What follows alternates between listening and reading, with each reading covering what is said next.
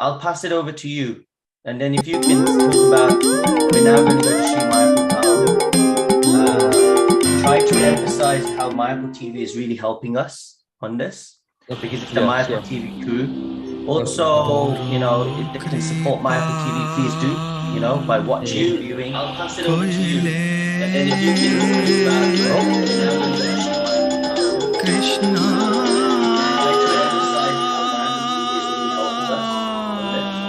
Oh, Krishna, that is the YouTube started, right? You know, to support my Yes, going on.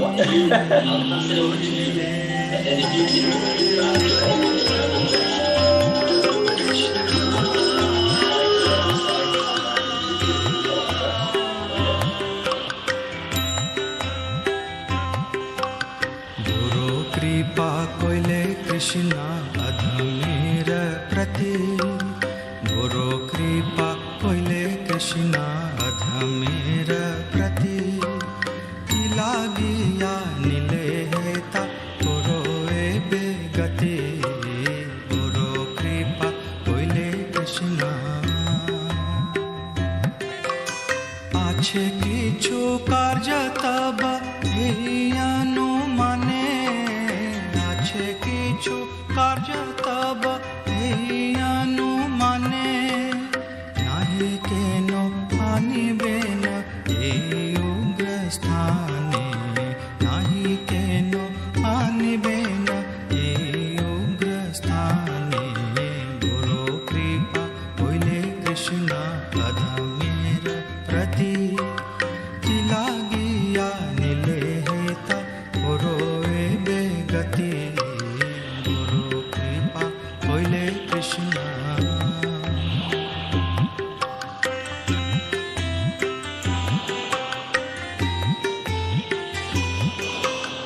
रजस्तमो गुणेरा सभाइया छना रजस्तमो गुणेरा सभाइया छना वासुदेव कथा रुचि नहीं से प्रसन्न वासुदेव कथा रुचि नहीं से प्रसन्न गुरु कृपा कोइले कृष्णा अधमेर प्रति लागिया नीले हेता कोरोए बेगति गुरु कृपा कोइले कृष्णा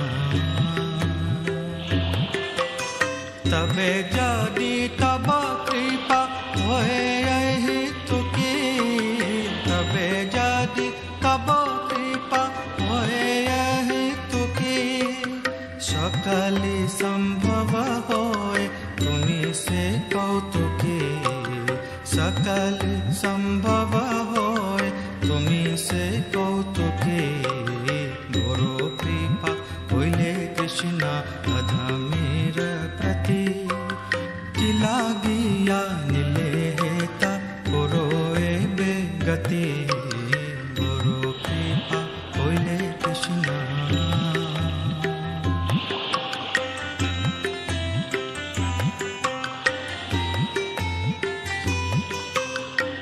भावे भुजाले तारा भुजे से रसा कि भावे भुजाले तारा भुजे से रसा एत कृपा करो प्रभु करी निज बस एत कृपा करो प्रभु करी निज बस गुरु कृपा कोइले कृष्णा अधमेर प्रति लागिया नीले हेता कोरोए बेगति गुरु कृपा कोइले कृष्णा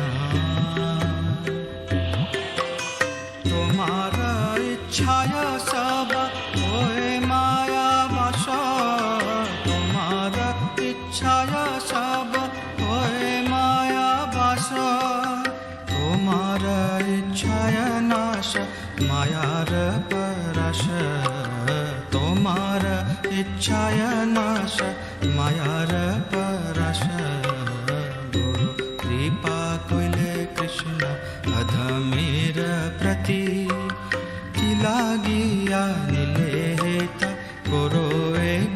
गति गुरु कृपा হইলে কৃষ্ণ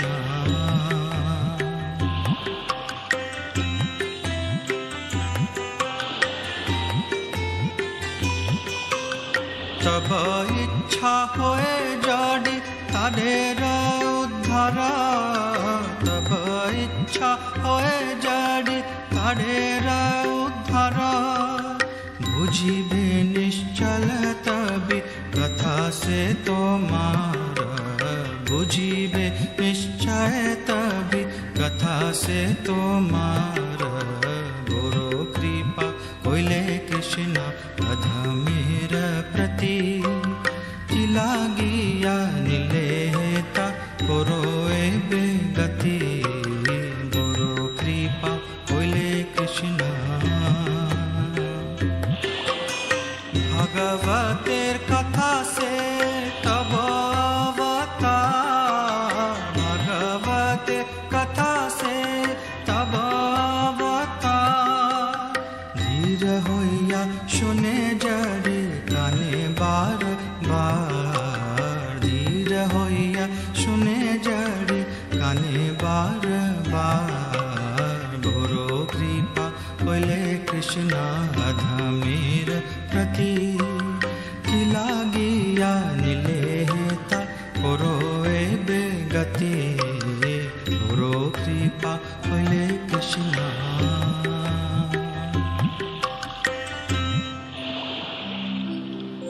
শৃण्वतां स्वकथा कृष्ण पुण्यश्रवण कीर्तना हृदयन्तस्थोय भद्राणि विधुनोति सुहृत्सताम् नष्टप्रायेषु अभद्रेषु नित्यं भागवत सेवया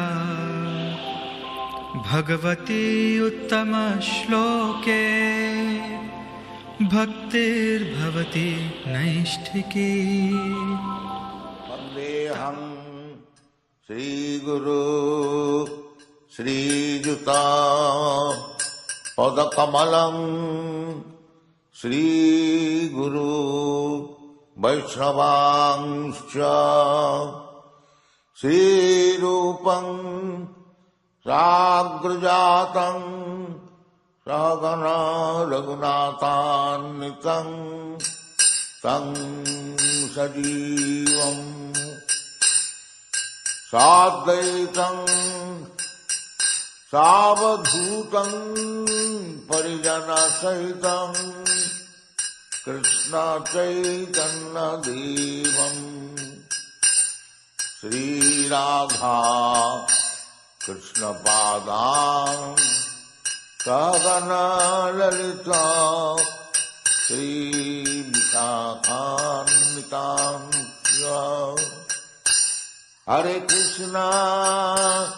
हरे Krishna Krishna Krishna Hare Hare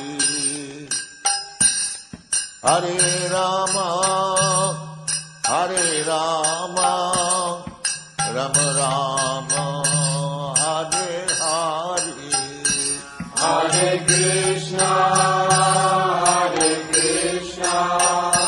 Krishna Krishna Hare Hare Hare Ram Ram Ram Hare Hare Hare Krishna Krishna Krishna Hare Hare Hare Ram Ram Ram Hare Hare Hare Krishna Krishna Krishna Hare Hare Hare Ram Ram Ram Hare Hare Hare Krishna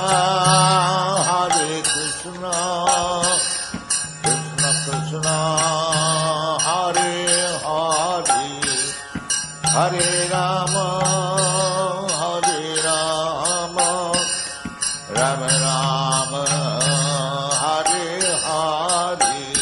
Hare Krishna, Krishna Krishna, Hare Hare, Hare Rama, Rama Rama, Hare Hare. Vajasi Krishna Chaitanya, Prabhu Nityananda, Shri Advaita Gadadhar, Srivasadi Gaur Bhakta Vrinda. Bhaja Krishna Chaitanya, Prabhu Nityananda,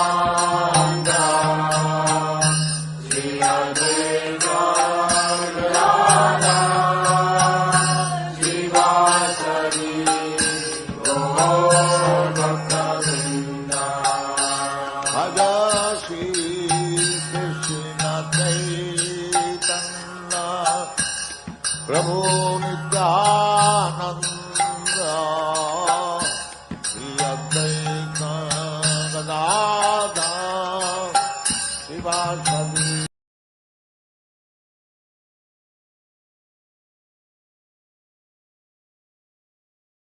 ले कृष्णा अधमेर प्रति गुरु कृपा होइले कृष्णा अधमेर प्रति किला दिया नीले हेता गुरु एबे गति गुरु कृपा होइले कृष्णा আছে কিছু কার্য তব অনুমানে আছে কিছু কার্য তব অনুমানে নাহি কেন আনিবেন এই উগ্র স্থানে নাহি কেন আনিবেন এই উগ্র স্থানে গুরু কৃপা হইলে কৃষ্ণ অধমের प्रति लागिया नीले हेता गुरु एबे गति गुरु कृपा होइले कृष्ण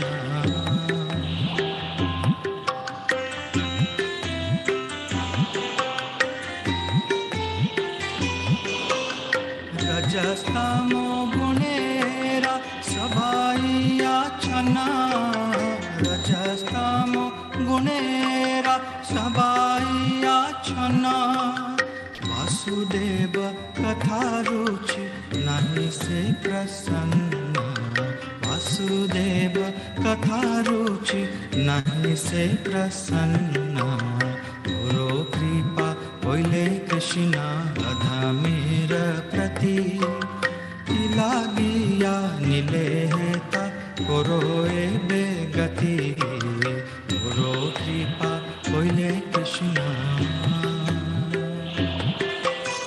तबे जदि तब कृपा होए यही तुकी तबे जदि तब कृपा होए यही तुकी सकली संभव होए तुम्ही से कौतुकी सकली संभव होए तुम्ही से कौतुकी गुरु कृपा होइले कृष्ण अधमेर प्रति लागिया नीले हेता गुरु एबे गति गुरु कृपा होइले कृष्ण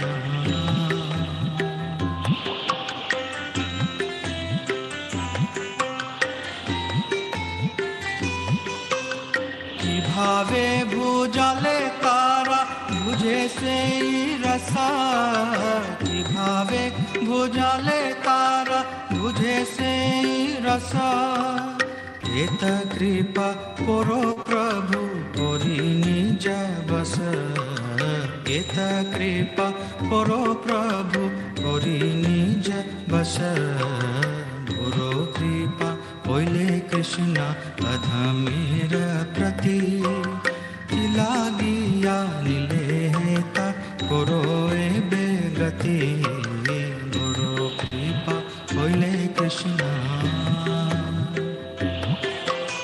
তোমার ইচ্ছায় সব ওই মায়া বাস তোমার ইচ্ছায় সব ওই মায়া বাস তোমার ইচ্ছায় নাশ মায়ার পরশ তোমার ইচ্ছায় নাশ মায়ার পরশ कृपा कोइले कृष्ण अधमीर प्रति लागिया नीलेता करोए बेगति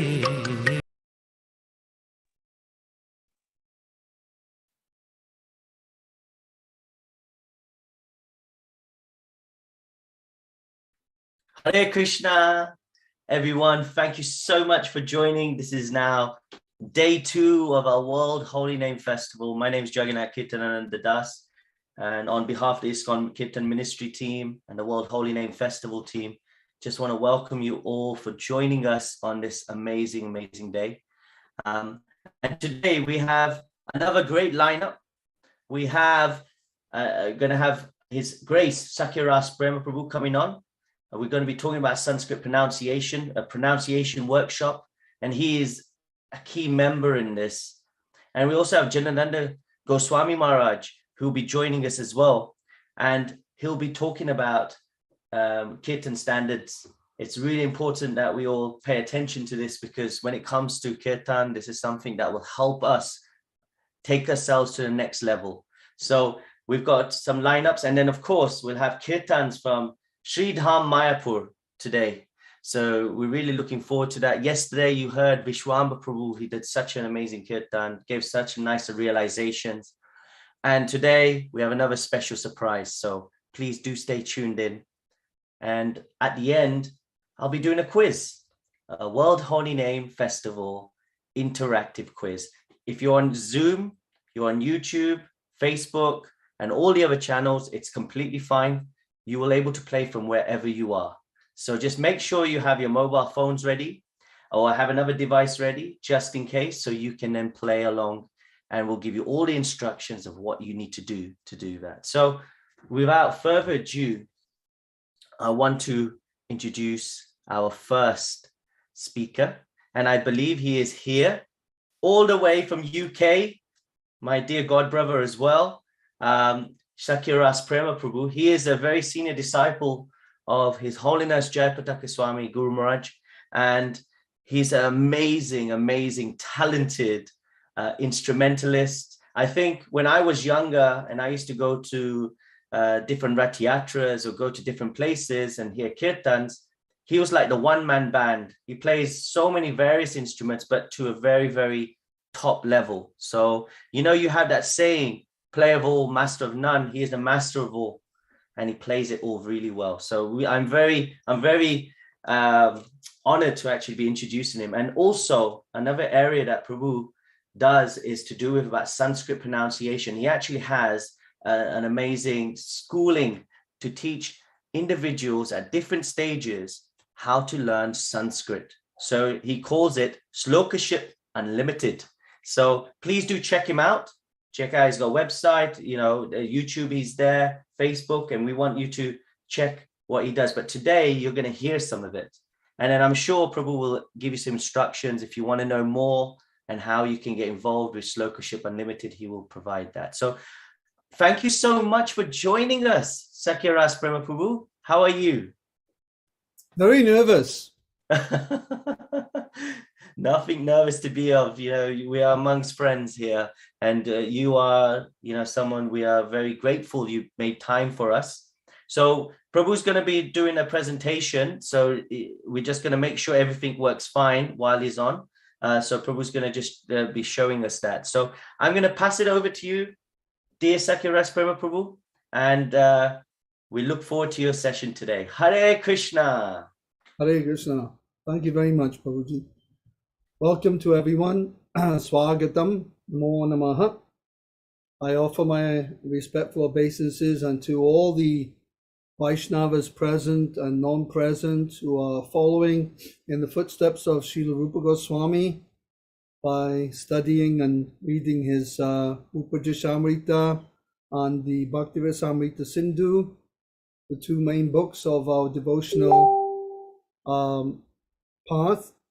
And I offer my respects to all the Maharajas, Matajis, everyone, children, everyone who's present. Panchakalpa tarubhyascha kripa sindhubhya eva cha patitanam pavanebhyo vaishnavebhyo namo namaha. So we're gonna spend the time here going through a slideshow rather than talking. I'd rather do a slideshow. So any questions, you're welcome to put in the chat. I'll keep an eye on the chat here at the bottom. If you have any question or anything to say, I'm more than happy to try to answer during the course of the next 50 odd minutes. Okay, so let's just share this slideshow here. So this is the slideshow we have prepared specially for today. It's called the Sanskrit Made Easy for Everyone, and it comes in 10 easy steps. 10 easy steps to learn basic Sanskrit. But before we do that, we'll look at some other aspects of the present situation within the ISKCON movement and also other organizations as well. We offer respects to all the Vaishnavas, whether they're members of ISKCON or members of other Gaudiya Vaishnav Sampradayas or other Sampradayas, in fact. So here we have an overview of Sanskritam, which is the language of the gods. This is opening with Srila Prabhupada's quote here on what Prabhupada says about Sanskrit. He says, yes, Sanskrit is spoken not only on Krishna Loka, but also in higher planets of the demigods. It is called the language of God and the demigods. It was spoken also on this planet when the people were all godly.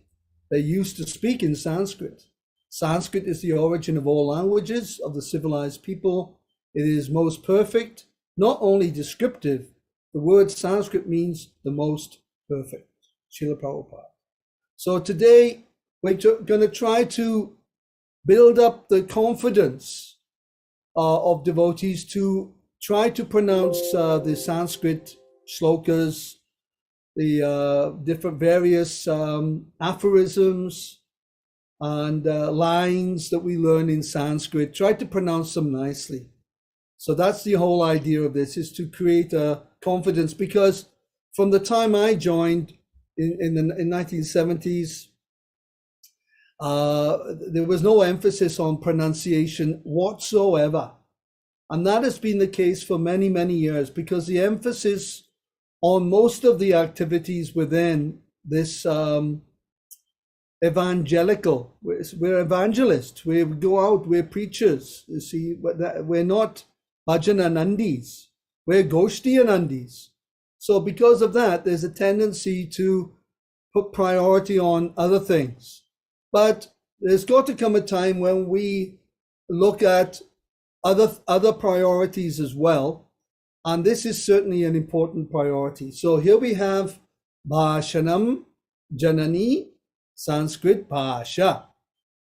Sanskrit is the mother of all languages.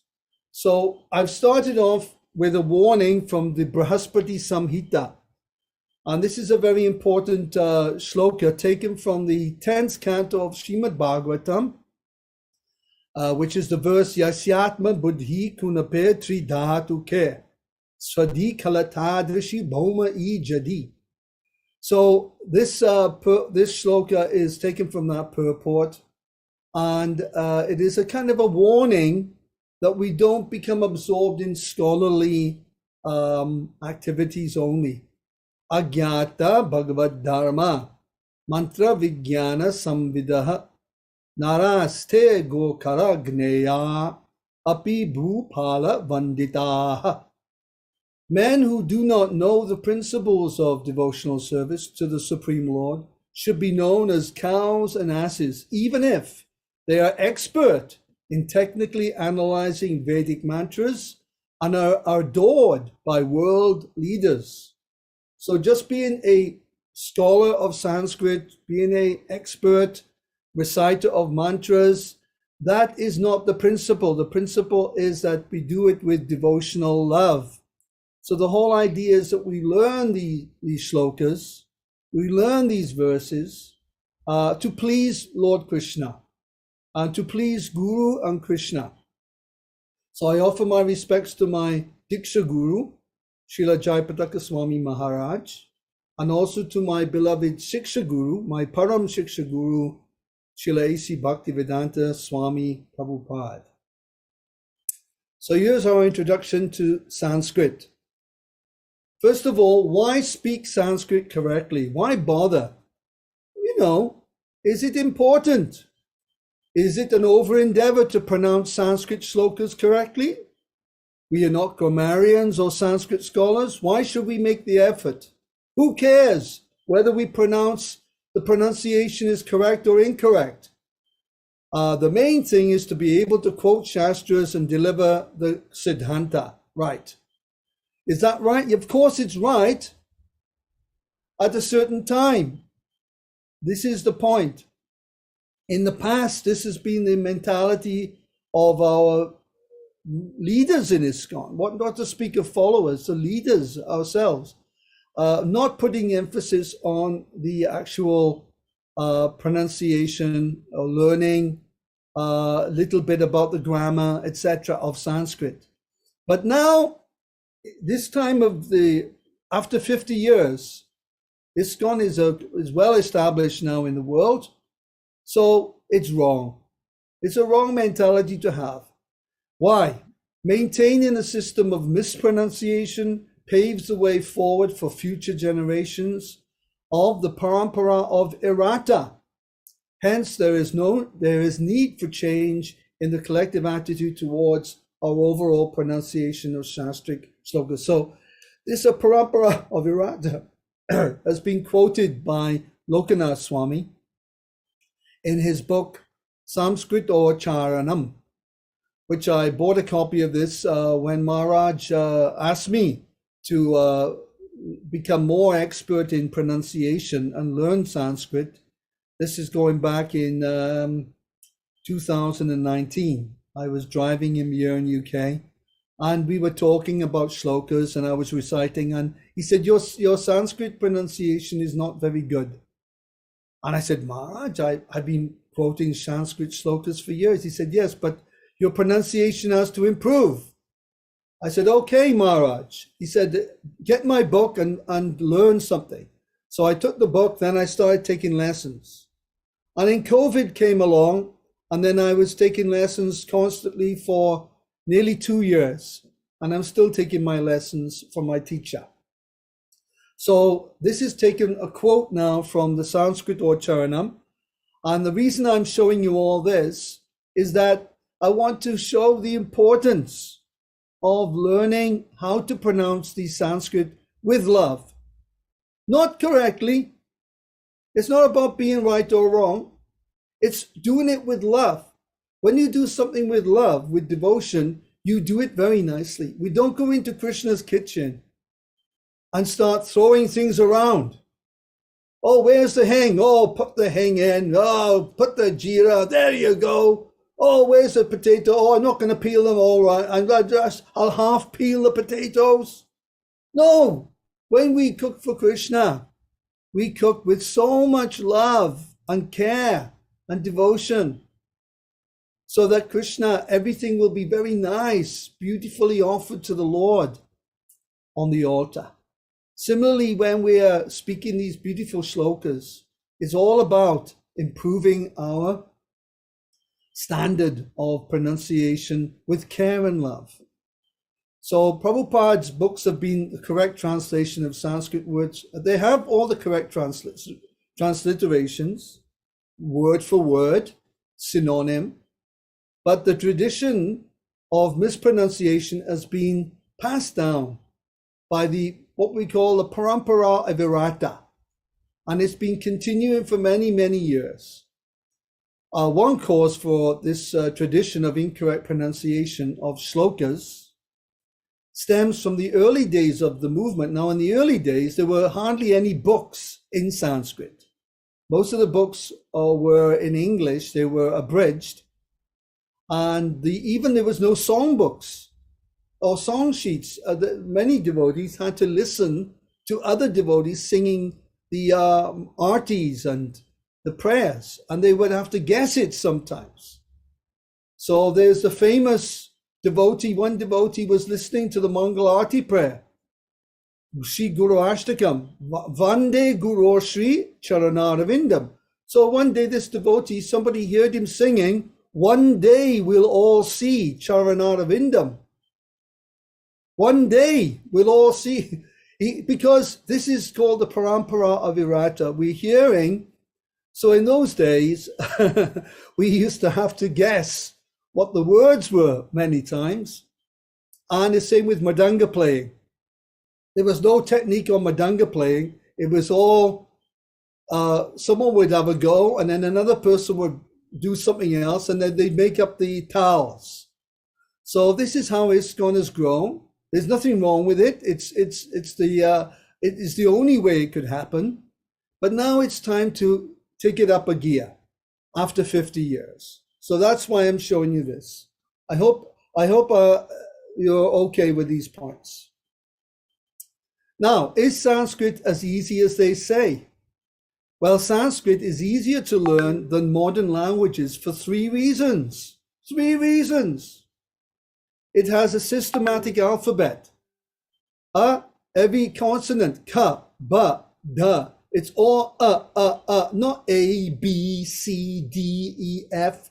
All these different types of letterings. It's very simple. It's a very, very simple and systematic language. Number 2, precise and constant grammar and structure.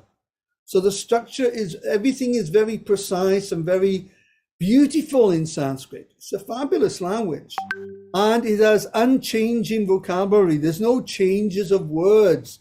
Like, we say double meanings. Show. Now, show can mean to show someone. It can also mean you're going out to see a concert or to see a play or a drama, some natak. It can mean many things. So there's none of that in Sanskrit.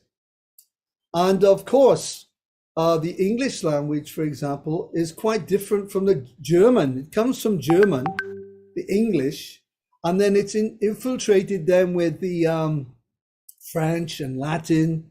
It's got Sanskrit mixed in, of course, Celtic, Scandinavian, and up to 350 other languages make up the English language. So Sanskrit, very easy to learn.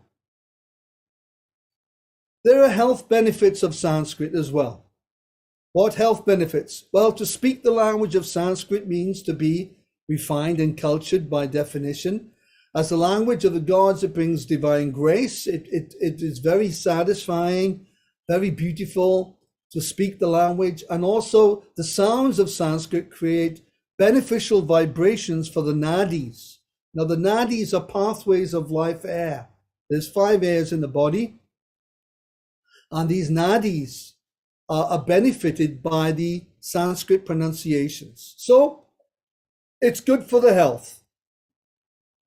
Okay, now what is the value of reciting a powerful shloka? Well, I've chosen one here from the Vishnu Purana. This Vishnu Purana, 6.547, is a very powerful shloka. I recommend everyone to learn the shloka today. When I do my shloka classes, I ask people to learn the shloka either that in the class or that particular day by repetition, which Prabhupada call it the drilling system. You repeat, it goes into the subconscious, gradually it settles into the heart, into the chetan. So Aishvaryasya Samagrasya Viryasya yashasha shriya jnana vairagyayoshchaiva shanam bhaga itiranga. This is a definition of God or Bhagwan in the Vishnu Purana as that personality who possesses all six opulences in full: riches, strength, fame, wisdom, beauty, renunciation. This is a very beautiful definition of God, very powerful, and without mentioning who God is. This is the beauty of this shloka. You don't have to say the name of God. You just define, this is God. Okay? Now, whoever is displayed or is displaying even in the planet, whoever in the history or even today is displaying all these qualities in full, that is Bhagwan, Shad Aishwarya Purnam. So in the history of the world, there's only one person who has displayed in full all these qualities, and that is Lord Shri Krishna. Now, step one. Now we're starting the lesson. I finished the introduction. Anyone got any points here before we, this moment, let me stop there.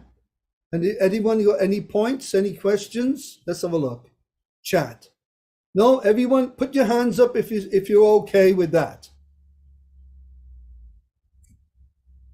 Yeah, let me have a look. Let me make sure everyone's happy. All right.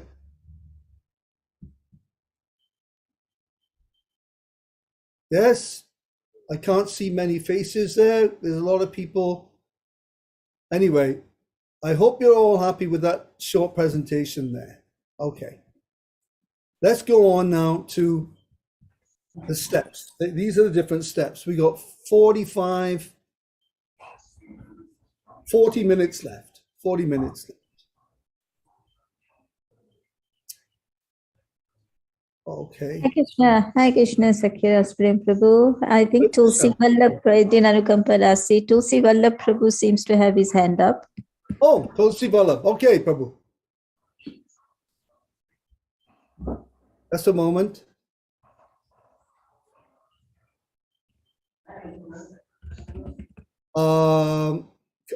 What, me? To my camera on? No, that was for Tulsi Vallabh Prabhu. Oh, for Tulsi, yes. Yes, Prabhu. Okay, I think he's apologized. It's fine. Let's lower his hand. Okay, all right. Well, it's good to stop for a moment to make sure everyone's happy. Okay, let's continue now.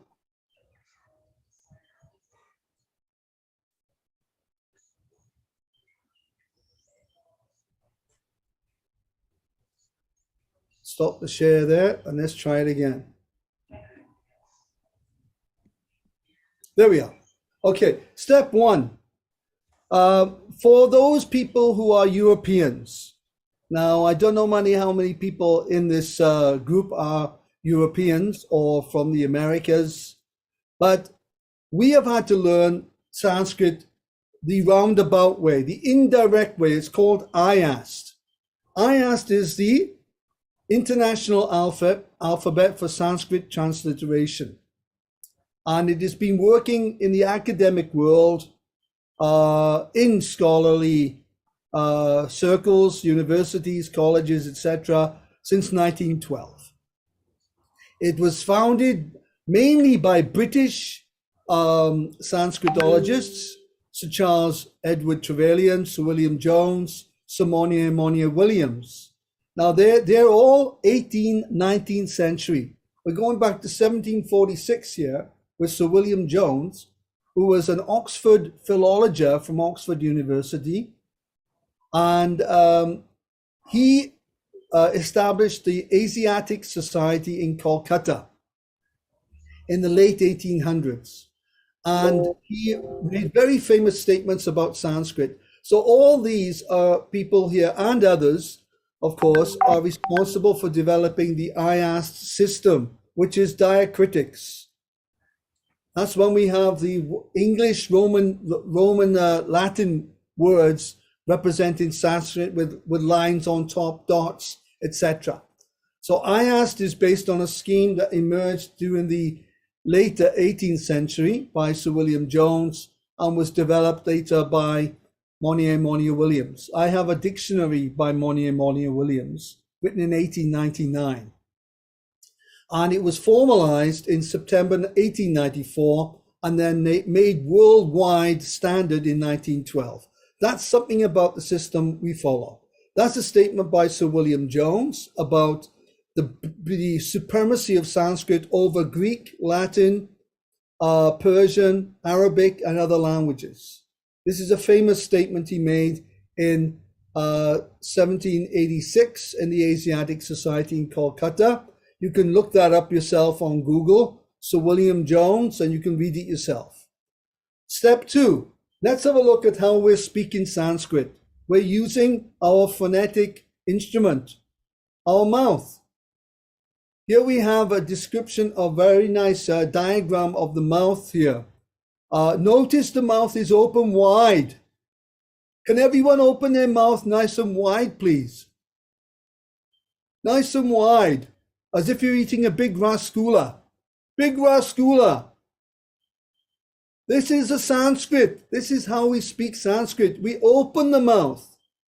We can't speak Sanskrit like this. You can't speak Sanskrit without opening your mouth. Hello, namaste. You have to open the mouth. So first of all, we have to know how to open the mouth and speak. So the biggest factor in practicing refined sounds of sound is to open the mouth. Okay? So for those who are lazy, like I have to sing a lot. So when you sing, you have to open the mouth. But some people very rarely open their mouth very wide. So Sanskrit, to speak English, for example, requires between 0.5 to 1 centimeter open, not much. You can speak English very, very closed mouth. But with Sanskrit, we have to open between 2 and 2.5 centimeters minimum. Try this for yourself. Let's have a little go here. Let's do a akara. Now, akara is the dirgha akara. Dirgha means long. Long ah. Now, let's do a long ah without opening the mouth much. Okay, there we are. Now, let's do a ah, opening the mouth nicely. Ah. See the difference? So first of all, before we even learn Sanskrit, before we even go there, we have to use our mouth properly. We have to learn to use the mouth. Opening very nicely and speaking with boldly. Sanskrit is a bold language. We speak it. When Prabhupada quoted the Shastra, he quoted very boldly, very confidently, because Shastra is perfect. Cave of the mouth. This is a little diagram here of the mouth showing the different positions where different letters and words will come from, padams. As Prabhu, Tulsi Prabhu made a very nice, Tulsi Vallabh Prabhu made a fantastic presentation yesterday. I could not present such a detailed explanation as himself, but I'm coming in from a slightly different angle here. So first of all, there's the guttural, the ka, from the back of the mouth here, kantyaha. In Sanskrit, it's called kantyaha. Kanta is, as we know, kunti. We wear kanti mala. Kanta is the neck. So ka, ka, ga, ga, nga. These are the 5 letters coming from kantyaha, from this part of the throat. Here, down. They are guttural sounds, and the ka is aspirated with breath. I'm not going to go over it again because Prabhu covered these points very nicely yesterday. So we are looking at the kantyaha, then palatal, talavyaha, cerebral, murdhanyaha, coming from the middle of the mouth, upper palate, and then the dental, ta, we've got ta, da, sa. These are all dental sounds, and labia, which is the labial is the ostia from lips. Pa, ba, ma, etc. So this is how we learn Sanskrit, the basics. And of course, those who speak Hindi, hands up who speaks Hindi here. Hindi Bhasha Walas. Okay, so Hindi Bhasha, yeah, you will have learned all this as a child. You're very fortunate. You will have done all this. See, for people like myself, Westerners, we have to go back to the drawing board. We have to learn all from the start. Everything is from the start for us. For yourself, you're very fortunate. So here's the alphabet. Prabhu did a wonderful description of the Sanskrit alphabet yesterday, so I don't need to cover that. But I'll tell you what, if you want to learn Sanskrit, if you want to learn how to pronounce, it is very helpful. I must say, it is very, very helpful to write it down. When we write it down, when I started writing the Sanskrit myself, I found that I was very enlivened. First of all, how easy it was. Number one, I was surprised how easy it is to write Sanskrit. Number two, after a few months of writing, I had that stark realization that I've done this before, in another life, in another time. It just came to me. Oh, I've done this before. I've written this language before. That gave me a lot of confidence, a lot of enthusiasm to continue. So I encourage everyone here, if you haven't written any Sanskrit, of course, if you're writing Hindi, it's very similar. But if you haven't written any Sanskrit, have a go, practice writing a few letters, maybe some of the swaras, or there could be vyanjanas as well, the consonants, but swaras are very straightforward. We'll have a look at those. These are the basic swaras. A, I, U, R, Ri, Lr, E, A, O, I, Ow. These are the basic 13 swaras here. If you haven't had a go writing, I suggest you do that. You'll feel connected to the language by writing. This is my experience. I have no qualifications at all to learn Sanskrit. I am a novice, but by writing, I found that it helped me a lot to connect to the language. Okay, and when we connect to the language, another point is, my dear Prabhus and Matajis, and if there's any Maharajas there, my other point is, by connecting, I felt that my pronunciation was naturally developing, naturally, without even thinking about it. Even with minimum effort, I was finding, now I understand. There's so much difference. Of course, some of these swaras, they're similar, like that they're homogeneous. They're homogeneous sounds. They have the same sound. Ooh, they're just a bit longer. But is different. R, ri, lr. And then we have the diphthong sounds. Now, the diphthong are the 4 vowels that are connected with another padam or letter. So therefore, they're called diphthong. And they're all dirgha. Dirgha matlab, it means long. Dirgha. They're dirgha swaras. E, I, O, ow. E, I, O, ow. They're all long swara, naturally long. So whenever we see these in a word, if they're coming up in any padam, we naturally will prolong them. Naturally. Okay? They don't have to have any other line on top in the diacritic. And in the Sanskrit itself, don't need a line going down. They're naturally long vowels. And these are a list of different types of vowels. I've covered short ones, I, U, R, L, etc. And then we have long and then we have the diphthong, etc. Then we have consonant, and Prabhu went over this yesterday. Ka, ka, ga, ga, nya, ch, ch, j, j, nya. Now, in this instance here, we've got two tas. One ta is murdanya. It's in the murdanya grouping. It comes from the middle of the mouth. Ta, ta, ta, ka, da, ga, nga, etc. This is coming from middle of the mouth. The other one, dantyaha, is here.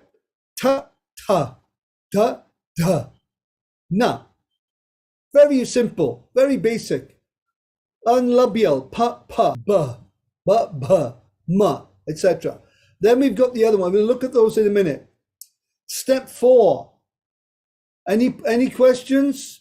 Let me just check here. Can you see if there's any questions there, Jagannath Prabhu? Any points?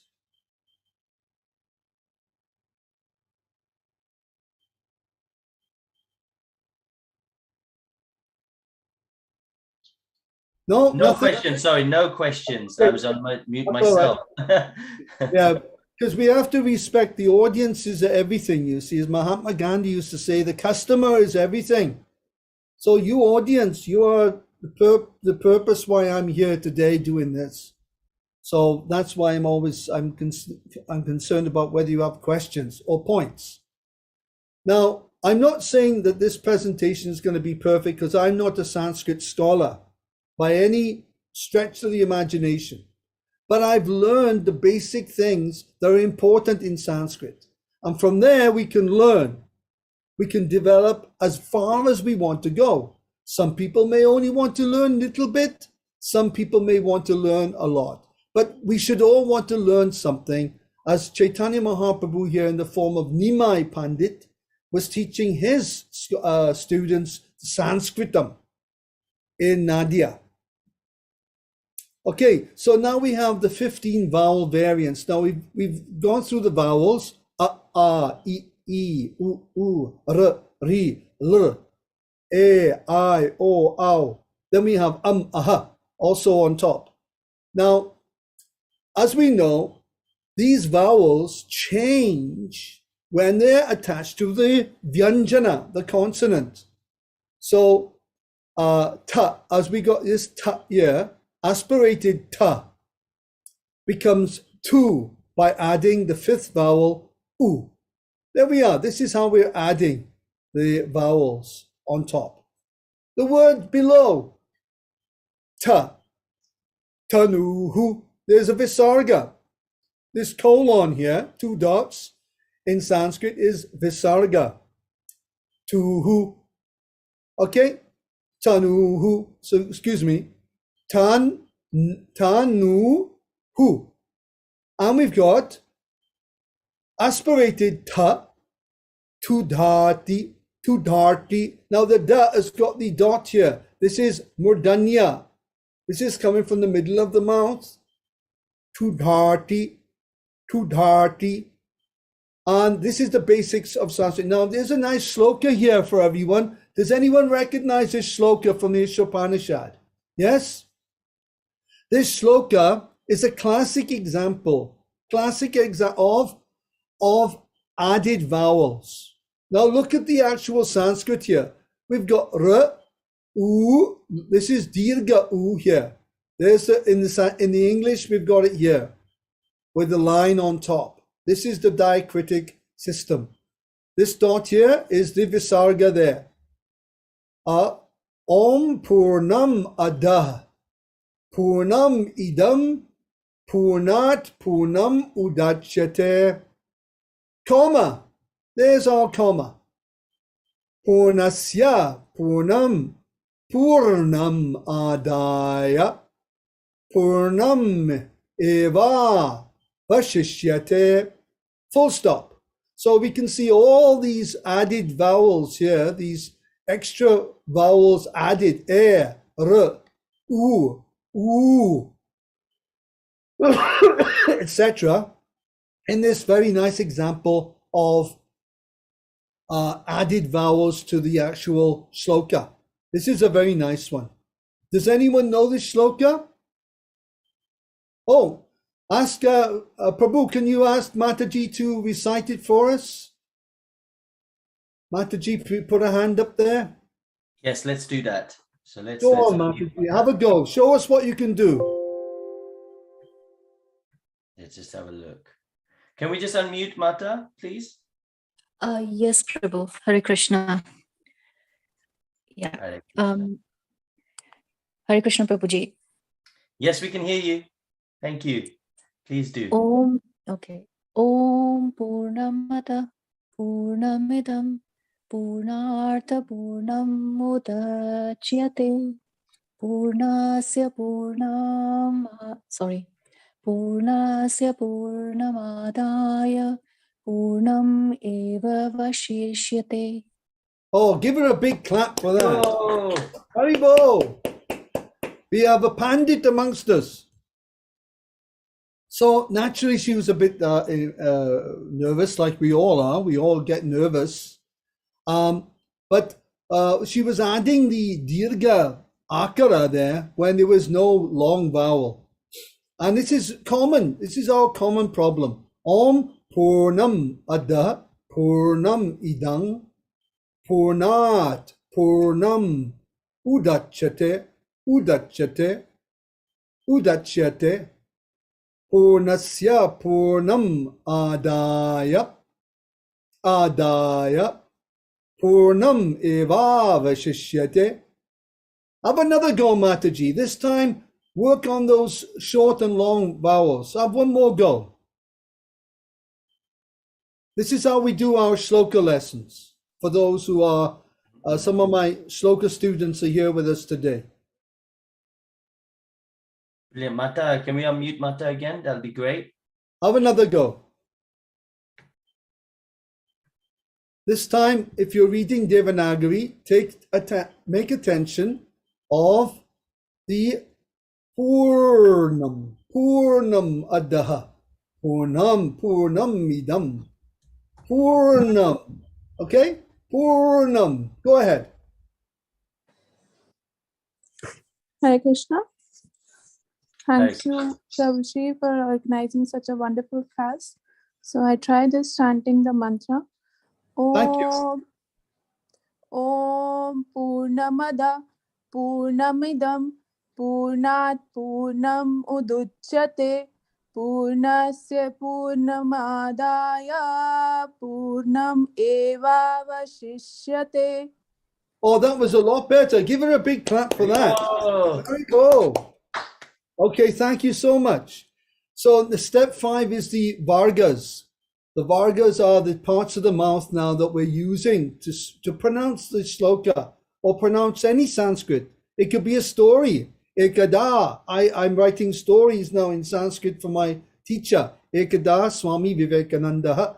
How he went to Videshe, Palani. He bought, in a foreign country, he bought fruits. This is a story I have to write and read and pronounce in Sanskrit. It's all part of this the system. Kavarga, coming from ka, this kantyaha. Chavarga, tavarga, kavarga, tavarga, pavarga, etc. These are different classes of consonants here, which I won't dwell on, cave of the mouth. But as I've said, the words are going to come from different parts of the mouth, the back, the upper front, palatal, cerebral, middle, upper middle, dental, labial, and the sibilants. So lesson 1, pronouncing swaras. Now, because Prabhu went through the shlokas, the alphabet yesterday, there's no need to do this. But I'll just run through it. E. We can all do it together, yeah? E, U, R, Lr, A, O, Ow, Aha. These are short vowels. Okay, phonetic groupings. All right, we've gone through it again and again. Katyaha at the back, Talavyaha, Murdhanyaha in the middle, Dantyaha, These are Oshtyaha with lips. These are the different ways now of pronouncing where the letters are coming from in Sanskrit. Once we learn the groupings and once we learn the basics of how to speak the letters, then we can do it quite effectively by practice. Here's the map of the Sanskrit mouth. Here's the cave of the mouth again. Step 6, the Ushmanas. Ushmanas are 3 sounds beginning with sa. The first one is sha. This is Murdanyaha, as Tulsi Vallabha mentioned yesterday, Prabhu. He was talking about these sibilants or Ushmanas.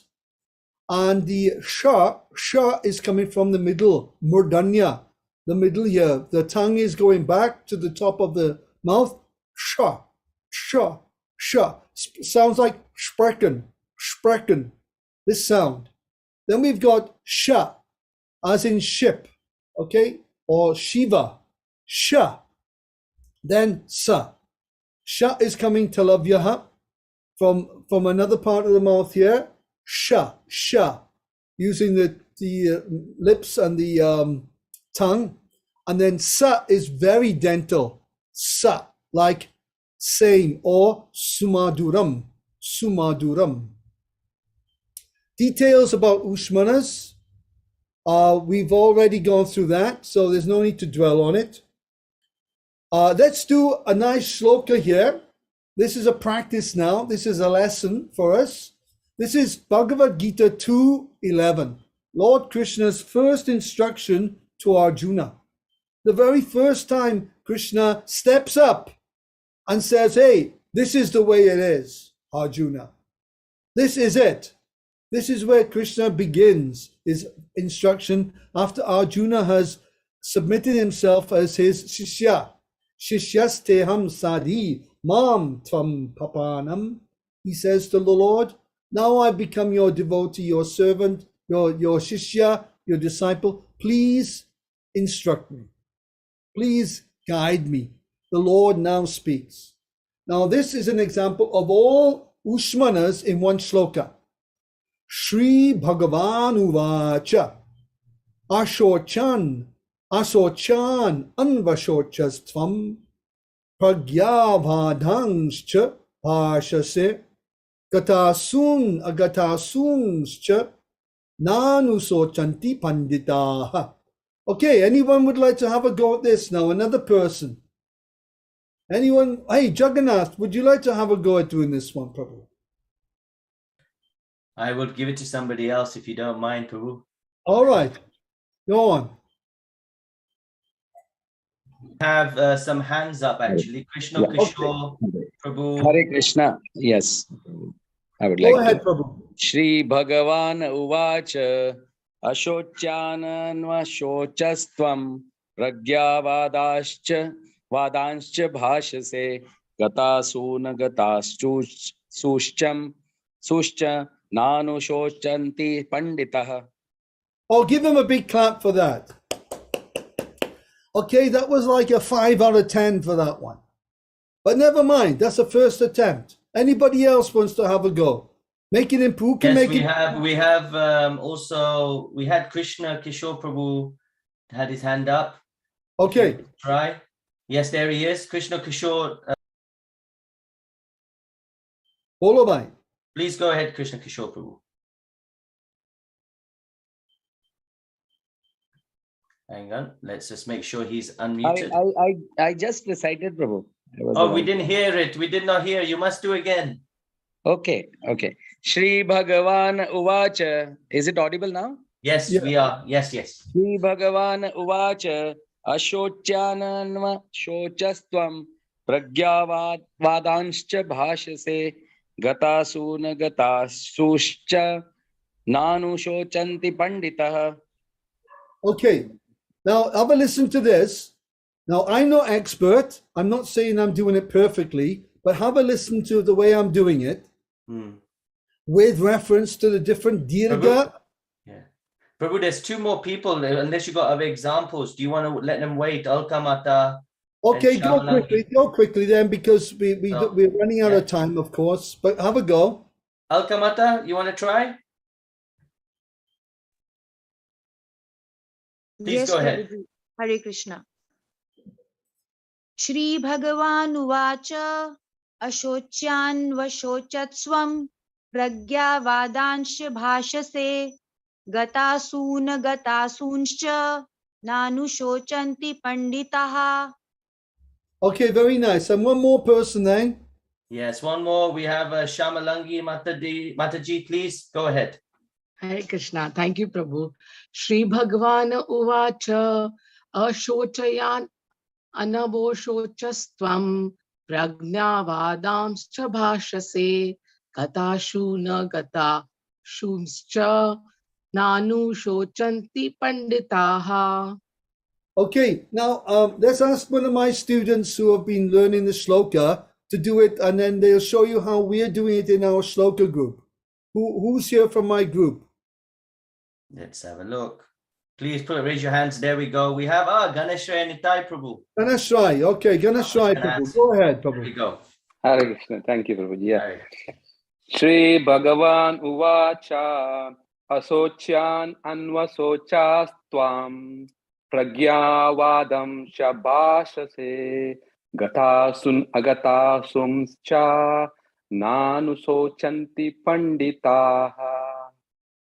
Okay, very nice, Prabhu. Thank you. And Pinky's here. Why don't Pinky have a go too? Okay, I'm muting Pinky. Hare Krishna. Hare Krishna. Shri Bhagavan Uvacha Ashochayan Anvashochastvam Pragnavadanshcha Bhashase Gatasuncha Nanushocanti Panditaha. Very nice. Okay, that's lovely. Shri Bhagavan Uvacha. First of all, there's no separation between Uvacha. Shri Bhagavan Uvacha. Ashochan Anvasochastvam Pragyavadangscha Bhashase Gatasun Agatasunscha Nanu Shochanti Panditaha. Panditaha means many pandits. Panditaha means one pandit. Ek pandit.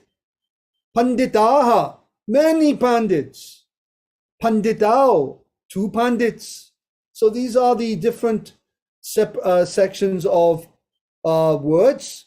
Thank you very much for your joining in there. Here's our full stop. Here we have the words, this is the word bhashase. Bhashase.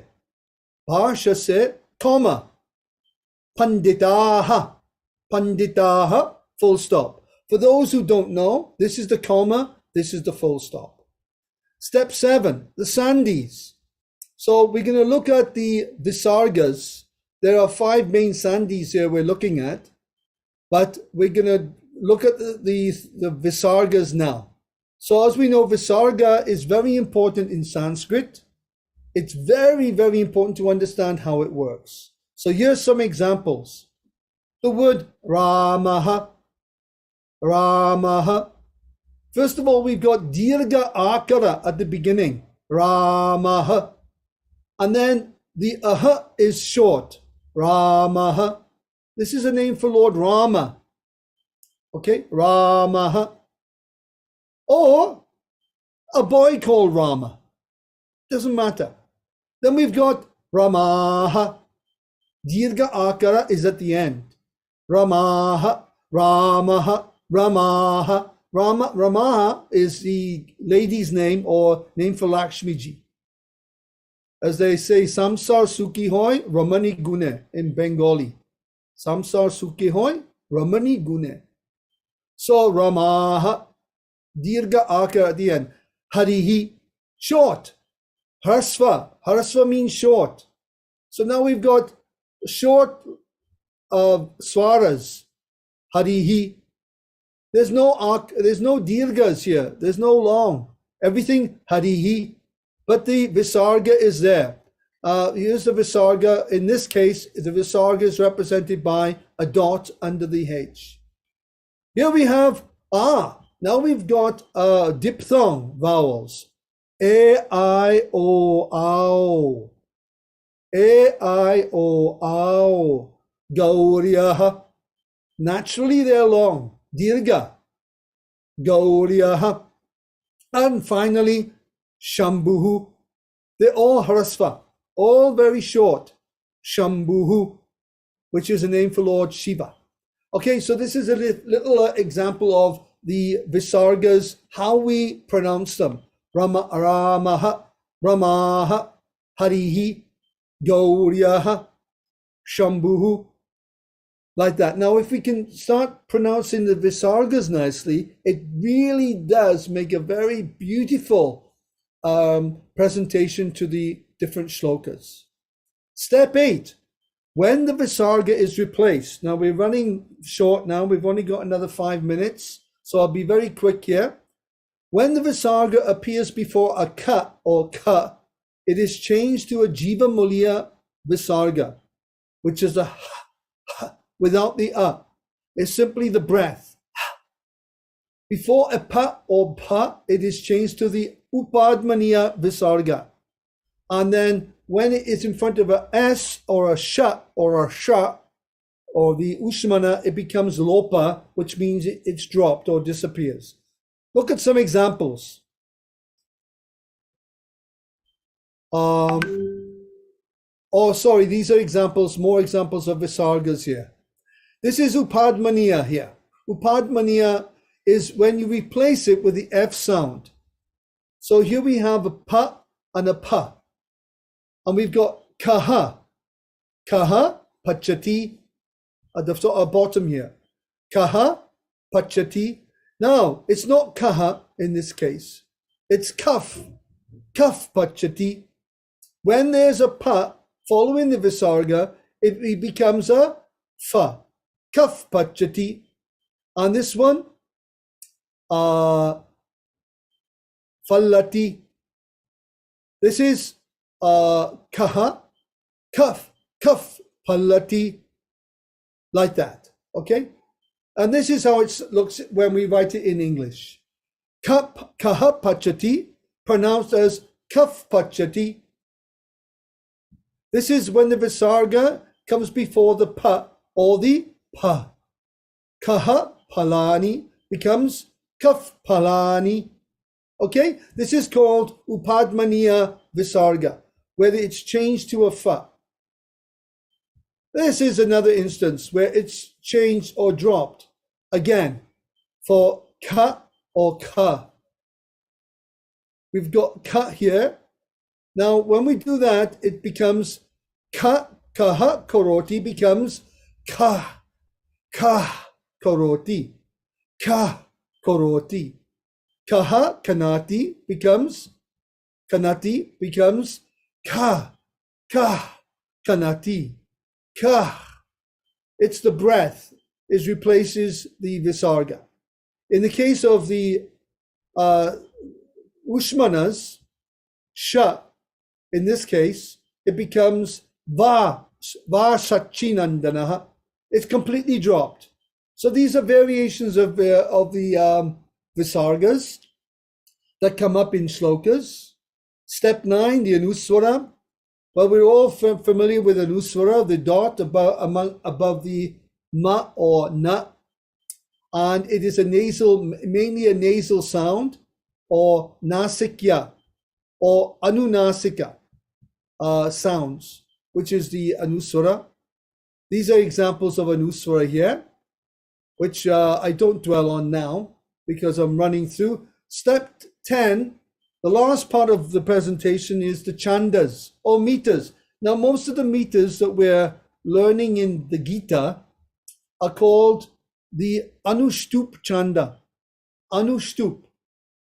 Asocyanan vasojastvam pragyavadanscha bhashashe gatasun agatasunshcha nanu sochanti panditaha. This is Anushtup chanda. You can have many types of melodies. You can do it the South Indian style, North Indian style, and there's 646 Anushtup chanda shlokas in the Gita. Now, out of 700, so we can understand that most of Bhagavad Gita contains the Anushtup chanda. But there are other meters, depending on how many words are in the syllables are in the verse. The Indra Vraja, there are 10. Upendra Vajra, 4. Upajati, 37. Viparita, excuse me, I missed something out there. Purva, there's 4. Viparita, excuse me, I haven't got the number for that. So, lesson 4, the last sloka. Natvevaham. This is now from Bhagavad Gita 2:12. Famous sloka. Natvevaham jatu nasam natvam neme janadipaha natchaiva na bhavishyama sarve vayamatah param. Now in this sloka we have 19 short A's, 6 long A's, 1 visarga, 1 upadmaniya, fa, 1 lopa dropped, and 3 ushmanas. So this is a very great shloka to practice correct pronunciation. So I recommend Bhagavad Gita 2:12 for learning how to apply different visargas and ushmanas, and 2:11 for applying your ushmanas only. Srimad Bhagavatam, we're coming to the end now. So Srimad Bhagavatam, we read that regularly, but do we know how to pronounce it? Srimad Bhagavatam, Srimad Bhagavatam. A lot of people don't know how to pronounce Srimad Bhagavatam.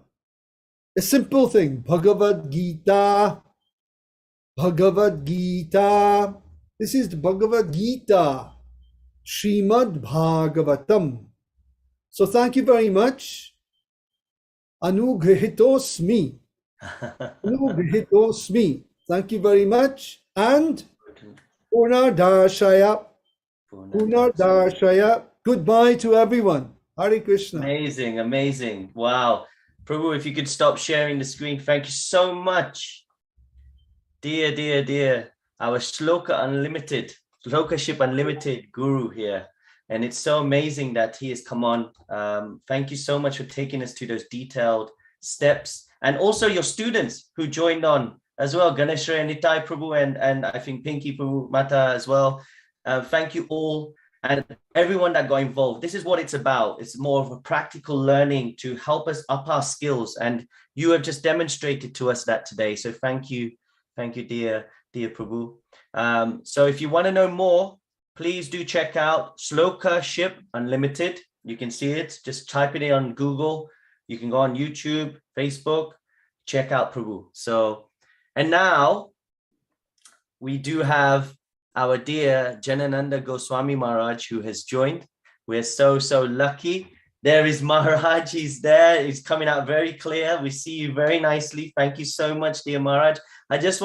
Maharaj does not need an introduction. People know Maharaj, but still, I'm very, very happy and honored to introduce him because he was born in the United Kingdom, the same as me. So I'm very lucky he's here. And he also took initiation from Srila Prabhupada in 1972. And he's held various positions in ISKCON and served Srila Prabhupada in various countries. Notably, you've got United Kingdom, you've got Africa, you've got Europe, the Philippines, and New Zealand. And His Holiness is also a very exalted devotee. He travels and preaches all over the world. And he's actually the main driving force behind the World Holy Name Initiative. He's one of the people we look up to and who has really been there, our backbone. And he's also the member of the Kirtan Standards Committee. So there's no one better to speak on this than Maharaj because we needed him. And for me personally, I spent some time in New Mayapur Dham, where he's really trying to push the temple there and trying to bring up. And so if you've not been to France and not been to New Mayapur Dham, I'm going to urge everybody, please check it out. Please support them. And let's all get together to make sure we can keep that beautiful place going for thousands of years. So, Maharaj, thank you. Today, the topic is, of course, Kirtan standards. And we're going to have a plethora of these topics, but since it's Janananda Goswami Maharaj is on, we want to start it off with the resolutions that were put in by the GBC. And Maharaj is going to be speaking about the Kirtan Standards Committee, how it was formed, and some more, and any realizations he has. So if there's any questions, do put your hands up, and we will make sure we try and keep this interactive. We are, Maharaj, not just on Zoom, we're on YouTube, we're on Mayapur TV, and Mayapur TV, YouTube, Facebook, and some other channels. So some of the members may not be on here, but I'm hoping if you want to ask your question, please do come on to Zoom. Hare Krishna, Maharaj, over to you. Thank you, Jagannath. Can you check if the sound is okay? Can you hear? Sound is good. Sound is very good. Hare Krishna. Well, thank you very much for that introduction, and we're privileged doing this on this very auspicious day, because today is a very special day when Srila Prabhupada compiled one of the most profound pieces of literature he ever produced, in one sense, the Markandeya Bhagavat Dharma, when the Jaladuta was docked in Boston. Today is the anniversary of that event.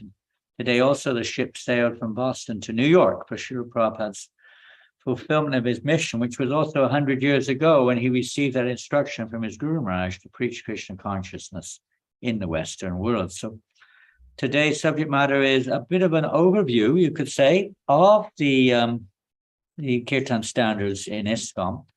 As probably most of us online, if not all, are fully aware that Srila Prabhupada's emphasis on Kirtan is unlimited. It's the Yuga Dharma, of course, as we know, and it's also, Prabhupada says, the life of our movement. Kirtan is the life of our movement. It's the single most, according to Lord Chaitanya, the single most important activity of all the various limbs of devotional service. Kirtan is the most important. So I'll just briefly mention, I want to sit back a little bit. I don't know if that's going to affect. Is it still okay? You are fine, Maharaj. Yes, completely fine there. I'm kind of leaning forward, so I know on the seat. So it started very interestingly enough, this, let's say, development of the Kirtan Standards Committee, more or less the same time as the World Holy Name Day, the World Holy Name Day originally, not week or festival day. But what happened in 2006, I was attending the Rath Yatra in Birmingham, in England, and it was an ecstatic Rath Yatra in one sense. Of course, they're always ecstatic.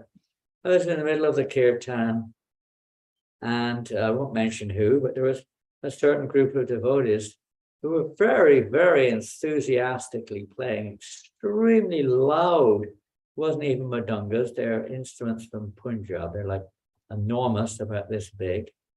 Boom, boom. Tremendous, powerful sound. Great in one sense. And at the same time, they were chanting very loudly, Radhe, Radhe, Radhe, Radhe, on and on and on and on and on for maybe 10 minutes or more. They would have gone on.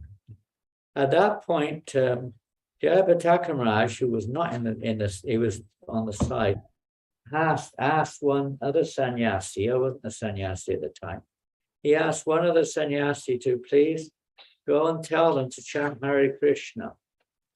The sannyasi went in the middle of the kirtan to try to encourage them to chant Hare Krishna. They weren't very enthusiastic to listen to him, and they carried on. So at this point, I felt there's something wrong here. First of all, we'll hear about that from I think Jayadvaita Maharaj will be speaking on that, the importance of chanting Hare Krishna in our movement. But first of all, that's one thing. Secondly, we wouldn't do that. You'll hear about that from Hari Sori Prabhu. So anyway, I became a little concerned. I approached the GBC of the United Kingdom at that time, and he suggested I write to the GBC bodies, which I did. So then at the 2007 Mayapur Festival, I happened to be there. If you want to get called into some kind of responsibility or committee or anything, just go to Mayapur for the festival, and you've got a good chance of being roped in if you make any suggestions. So I went there, and at the same time, Hari Sori Prabhu, the same time means during the previous year, had made a proposal to the GBC likewise. We should have some kind of standards in regards to chanting the holy names of Krishna, in regards to kirtan. Now, kirtan in general includes is hearing, singing, dancing, and musical instruments. That's the primary aspect. There are many other aspects regarding, but I was particularly concerned about this musical instruments and what we chant during kirtan, especially on a public parade and so on and so forth. That's the subject others would deal with. So then at that Mayapur festival in 2007, I was about to take sannyas there that year. And the GBC took on, had these two proposals, more or less proposals from myself and from Hari Sori Prabhu. And they decided that we would form a Kirtan Standards Committee. But who would be in the committee? And I remember one of the GBCs came up to me and said that we received your proposal, one of Hari Sori Prabhu's proposals. We want to form a committee. We want a chairman for the committee. We asked many devotees. No one wants to be the chairman. Would you be the chairman?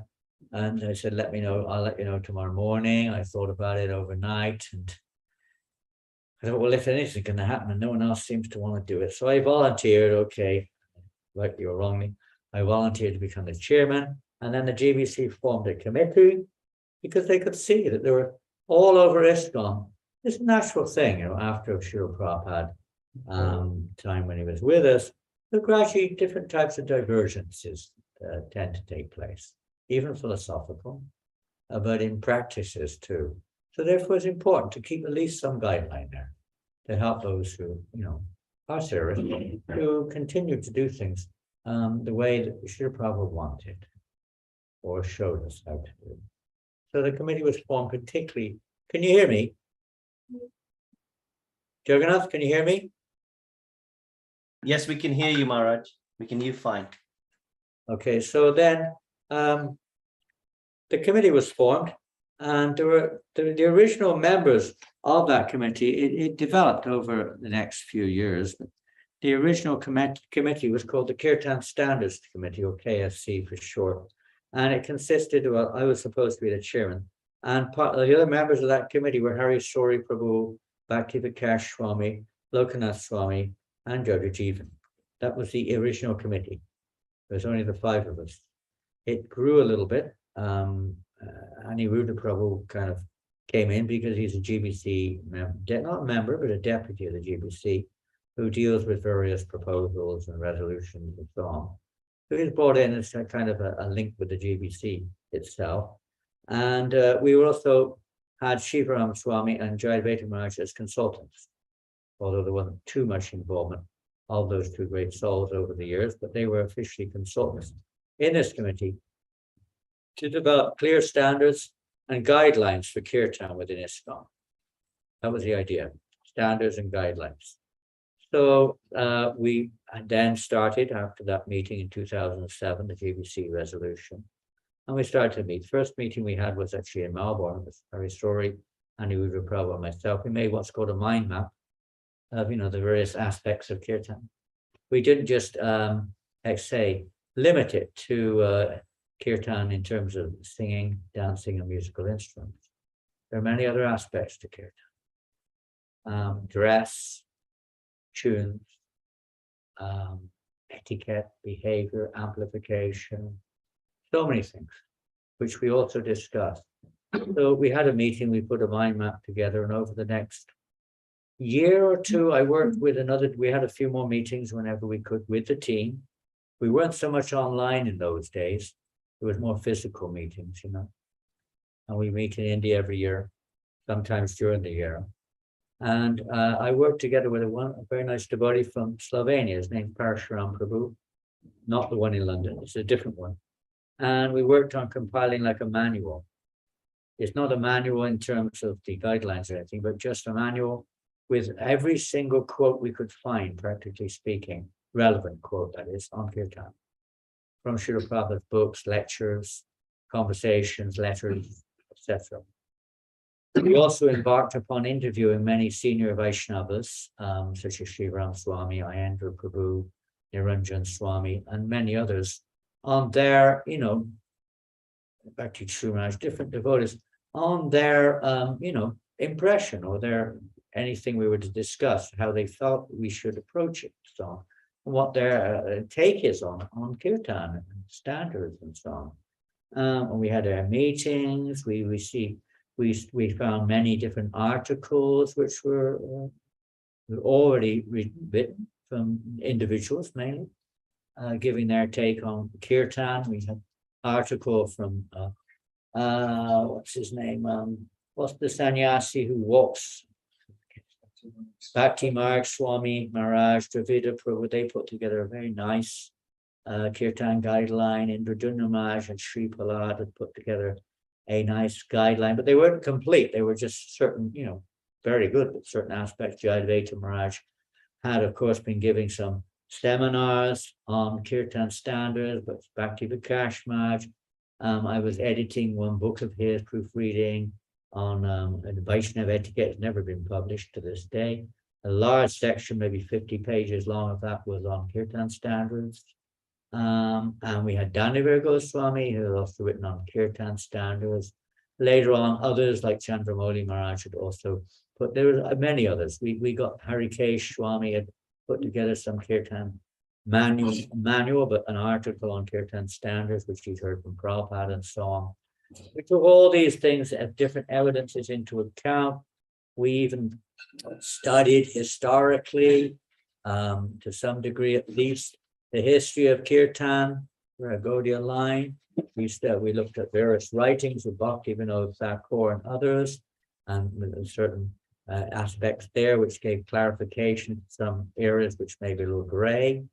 And slowly started to kind of formulate this whole dossier. It was over 200 pages long, this manuscript, which we did with various quotes, still available. It's not something we make public because, there are quotes this way, quotes that way, so many things. Because we found that Srila Prabhupada, one thing we have to understand in our Krishna consciousness movement, it is mainly, let's say the majority of the devotees are still at grassroots. They're still at the beginning stages. As one evolves in Krishna consciousness, then it's expected that certain standards or certain, let's say, performance or practice of devotional service will develop, will mature. And there may be a different, like in the Vedic literatures, there are different directions for different persons at different stages of maturity or development. The same in Kirtan, there are different standards. But in the beginning, we see when Srila Prabhupada was in New York, the standard was practically nothing much, except for just try not to play your instrument out of tune so that it ruins the Kirtan. But any instrument goes, and it was very simple. There was no question of dress code or even etiquette was not very significant in those days. Even tunes, well, Prabhupada was sometimes quite flexible on tunes also, whatever was favorable almost. But musical instruments, as we saw when temples started to develop in our movement, deities were installed, devotees were initiated, the movement was growing more and more and more. Prabhupada began to, let's say, mention and give guidance on various standards. Now we could go through those, but other devotees will be dealing with these various standards over the next week or so. But there are many which were not, let's say, completed, and I'll mention a few of those. So what we did, we also looked at dress and pronunciation. We just had a nice Sanskrit pronunciation course by, I don't know who it was by, one wonderful devotee. But that was also another aspect of our discussion, pronunciation, because many times devotees, they sing for years on end, and Krishna understands. And Krishna understands the heart, It's really the heart that counts. But still, we should try to do it nicely. I mean, a typical example is like devotees saying, even Prabhupada's pronouns, Namaste, Sarasvati. We hear it so many times. It's not Sarasvati. It's not the goddess of learning. It's Sarasvati. Different. Srila Bhakti Siddhanta Sarasvati. It refers to him. Anyway, many things like that, different types of little pronunciation. I'm not a Sanskrit scholar or a Bengali scholar. Maybe someone else will introduce that over the next week or two a little bit. I don't know, maybe not. It's not the major issue. But ideally, the whole purpose of this committee is not to restrict, is not to, let's say, dishearten devotees from enthusiastic kirtan or ecstatic kirtan. But what is the essence? How is kirtan or glorification of Krishna? What really is the is there a possibility of stopping that? So come on here. We're in the tropics over here in Dublin. It's so hot that everyone can hardly bear the heat here. It's wet. We've just been out 2 hours on Harinam Sankirtan, maybe that's why. Anyway, it's not that the Kirtan Stance Committee is to facilitate the awakening of Shuddhanam, of pure devotional service. Now, as I said, I interviewed personally Indra Prabhu, who's of course a great exponent of the prime and practically the only principle is to chant purely. And we realize that. Or to chant constantly, Kirtaniya Sadahari, or to chant in a humble state of mind. Whatever it may be, this is obviously the point. There's another, you could say another take. But to facilitate this, the growth of, we can't do kirtana or constant chanting unless there's humility, tolerance, and respect for others. So the primary respect, the primary, let's say, understanding of humility. What is humility? We can define it in various ways. But on the spiritual path, it's putting aside Hare Krishna. What I think is right. I like this. I like that. You may be seen as very humble, liking what you like. But that's not the point. The point is humility is like Arjuna. Some people think he was humble for not fighting. But no. He was humble when he fought. Why? Because he put aside his own perspective and accepted Krishna's will. So how do we know in Kirtan? Krishna's will comes through his pure devotees. Comes through his pure devotees.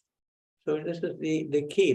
The bottom line, you could say, of our whole procedure in trying to develop guidelines, not the bottom line, the main line, was would you do this in front of Srila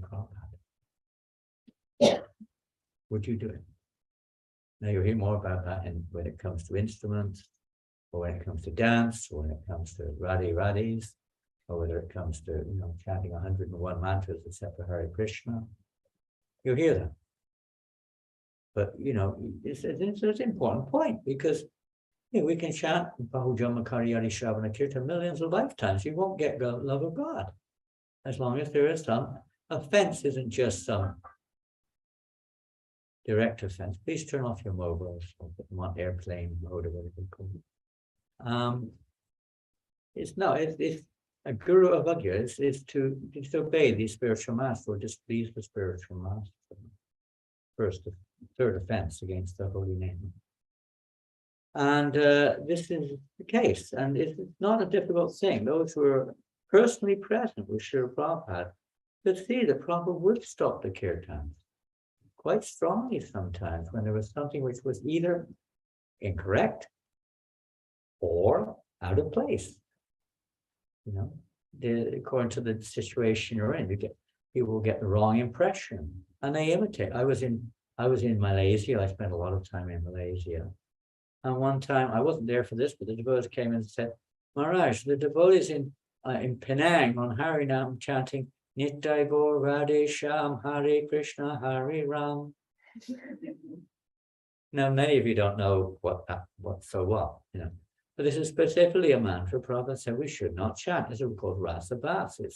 It's not actually correct according to our particular parampara, according to our acharyas. It's incorrect mixture of relationships. Kirtan is not just a good time of rocking up. It's actually glorification of Krishna appropriately to his pleasure. The Kirtan Stance Committee in reality is to try to increase the pleasure of the Lord and help devotees to advance in their Krishna consciousness. So over the next few years, we did come up with various, it took a long time because we realized that Prabhupada, for instance, in different places, had said different things. he'd written different things. Some things were obvious, some things were very clear. For instance, it was very clear that Prabhupada said, this, for instance, at Mangalarti, that the tune for Samsara Dava was, he even sung it. He said, I've got it right in front of me, I'm not going to play it now. But this is the tune for Mangalarti. Yet still to this day, devotees sing 101 different tunes. Some places they don't even sing Samsara Dava at Mangalarti. This was established by Srila Prabhupada. So that was one. It was one of our many, it wasn't a resolution of the GBC, but we have about 50 other, I think, conclusive decisions made by the Kirtan standards as guidelines, which never went forward as far as GBC acceptance. They couldn't kind of deal with it all. And unfortunately, to this day, we still haven't produced a manual, but hopefully it will be produced in the near future. That's just one topic. Mangalarti in every temple of ISKCON should sing Samsara Dava at Mangalarti, and it should be in a particular tune. The tune established by Prabhupada. Now, of course, you could say you can sing it in any tune, but then, that means we're not really following Srila Prabhupada. Maybe you were following someone else. But we're here to try to please Srila Prabhupada. So that's one thing. Basic line. So then we started the first proposal to be presented to the GBC was a very substantial, almost all covering all points of instruments, musical instruments, because it was very prominent in our movement at that time. The various, that will be dealt with by somebody else over the next few days. But Gunagrahi Maharaj, one of our committee members who came in later, we enlisted Gunagrahi Maharaj and Vyasaki Prabhu into the committee a little bit later, to give a little bit more, broadness to the committee's take. And Gunagrahi Maharaj, particularly being himself a djembe player, he took on this portion of the Kirtan standards. Together we worked, and he came up with a very nice paper, which will be discussed over the next few days. So the first one, and the next paper is on other aspects, especially the chanting of Radharani's holy name. That will be an interesting one. Don't miss that one. Hari Story Pro will be leading that. And then other subjects too, especially the importance of chanting Hare Krishna, gender kirtan, and so on and so forth. And then we had dozens of others which were presented to GBC, but they never dealt with them, so they never went into the resolution. But we have loads and loads of things. It's now being handled by the Kirtan committee, whatever. What's it called, Jagannath? What's your committee called? Kirtan Standards Committee. So who's the worst Kirtan Standards Committee? Oh, there's a new ministry now. Yes, ISKCON Kirtan Ministry. ISKCON Kirtan Ministry, which will deal with this. It's just revising the approach, you could say. This is going on. Another important thing, which is a little bit gray, you could say, in our movement, is the definition between kirtan and bhajan. So we discussed that a lot. There's actually no real difference between them. Kirtan is, they can be used from many different angles. Kirtan and bhajan can be interchangeable, but generally speaking, kirtan covers everything, including Bhagavatam, recital of Bhagavatam, or speaking in the glories of the holy name, or speaking in the glories of the deity, is all within the realm of kirtan. And bhajan, worshipping the Lord, it doesn't have any specific definition like sitting down, standing up, whatever. But generally in our movement, we understand that kirtan, and the way Prabhupada used kirtan, was primarily when we're, let's use the same word again, but when we're chanting Hare Krishna.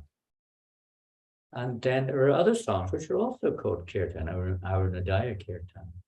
It's but the bhajans are usually in ISKCON, and it's not something which is a rule, but they're usually when we sit down and we sing the songs of the Vaishnava Acharyas, usually.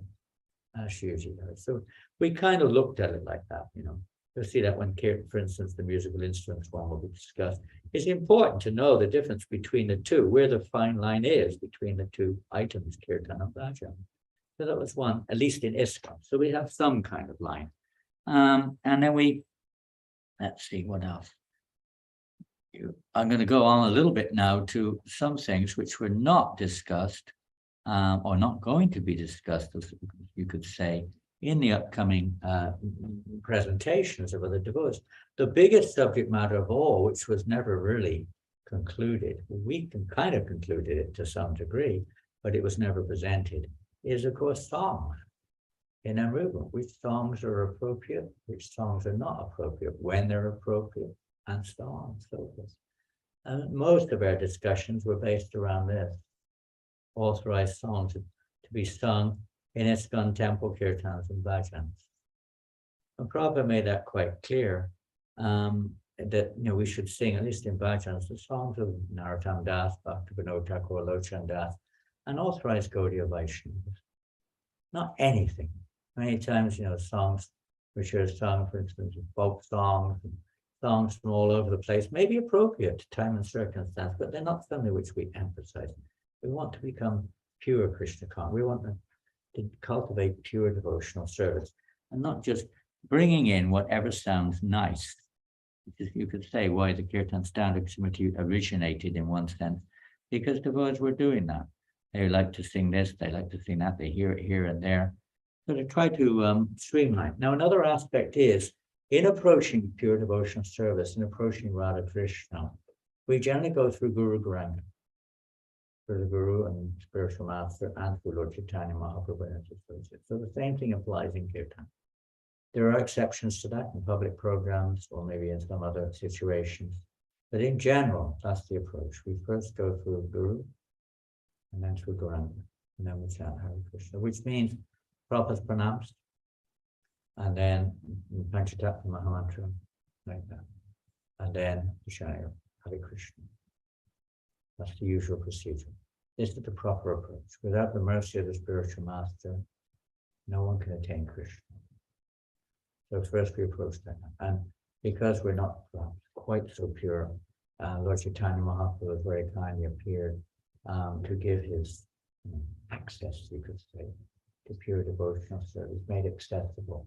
So we approached Lord Chaitanya. Prabhupada said, by singing the Panchatattva Mahamantra, offenses are not taken into account, and then we can then chant the holy name or the Mahamantra in a way which, of course, that's not an excuse to say, but in the proper way to approach the service, you could say, of Radha and Krishna. I'm just going to see now what kind of time here. Still have plenty of time left.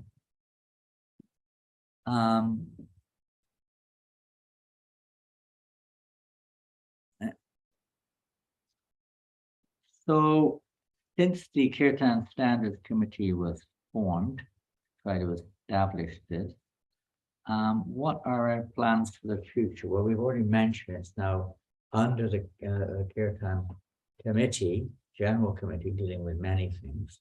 And we have new members now who are trying to put this into a literary format, which it takes a little time, because this is not just someone's opinion. This is meant as a authorized guideline for our movement for a long time to come. It's not just something for the moment. So it does take time. We have some very capable, including Jagannath Krishna Prabhu and others, working on this at the moment. We have our deity Pancharatra Deep guideline book on daily worship. We definitely need one. So the most important activity in our movement is Kirtan. We definitely need a manual to give some guidelines on Kirtan. So that we hope will manifest in the not too distant future. Others may come up with manuals or, let's say, their own book or manuscript or whatever it is.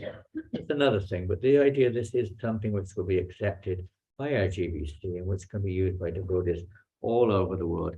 We're trying to get something balanced, between not something all one way, all one. That's why our committee was quite a broad-minded committee in a sense. We had devotees who were quite, you could say, known for their discipline in Kirtan standards like Bhakti Vikash Maharaj. Other devotees had a lot of experience in the association of Srila Prabhupada, like Hari Sori Prabhu. Other devotees who were in management like Aniruddha Prabhu, neutrals like myself, and Loknath Maharaj, who was known for his transcendently ecstatic kirtans, and is very tuned into kirtan in India, And then all of Vyasaki Prabhu, who is of course a very famous kirtaneer. We learned kirtan in Bengal, Bengali style kirtans. Different devotees in the committee who all had different angles, we would say, different experiences in kirtan. We also discussed with devotees who were trained by Prabhupada in Bengal in kirtan. I've forgotten his name. One devotee in Mayapur had a lot of personal association playing or performing kirtan in front of Prabhupada in Mayapur and in Bengal, so when Prabhupada was personally present, and from all different angles. So most of the traditional devotees who were around Srila Prabhupada had a fairly reasonable, clear understanding of what Prabhupada wanted.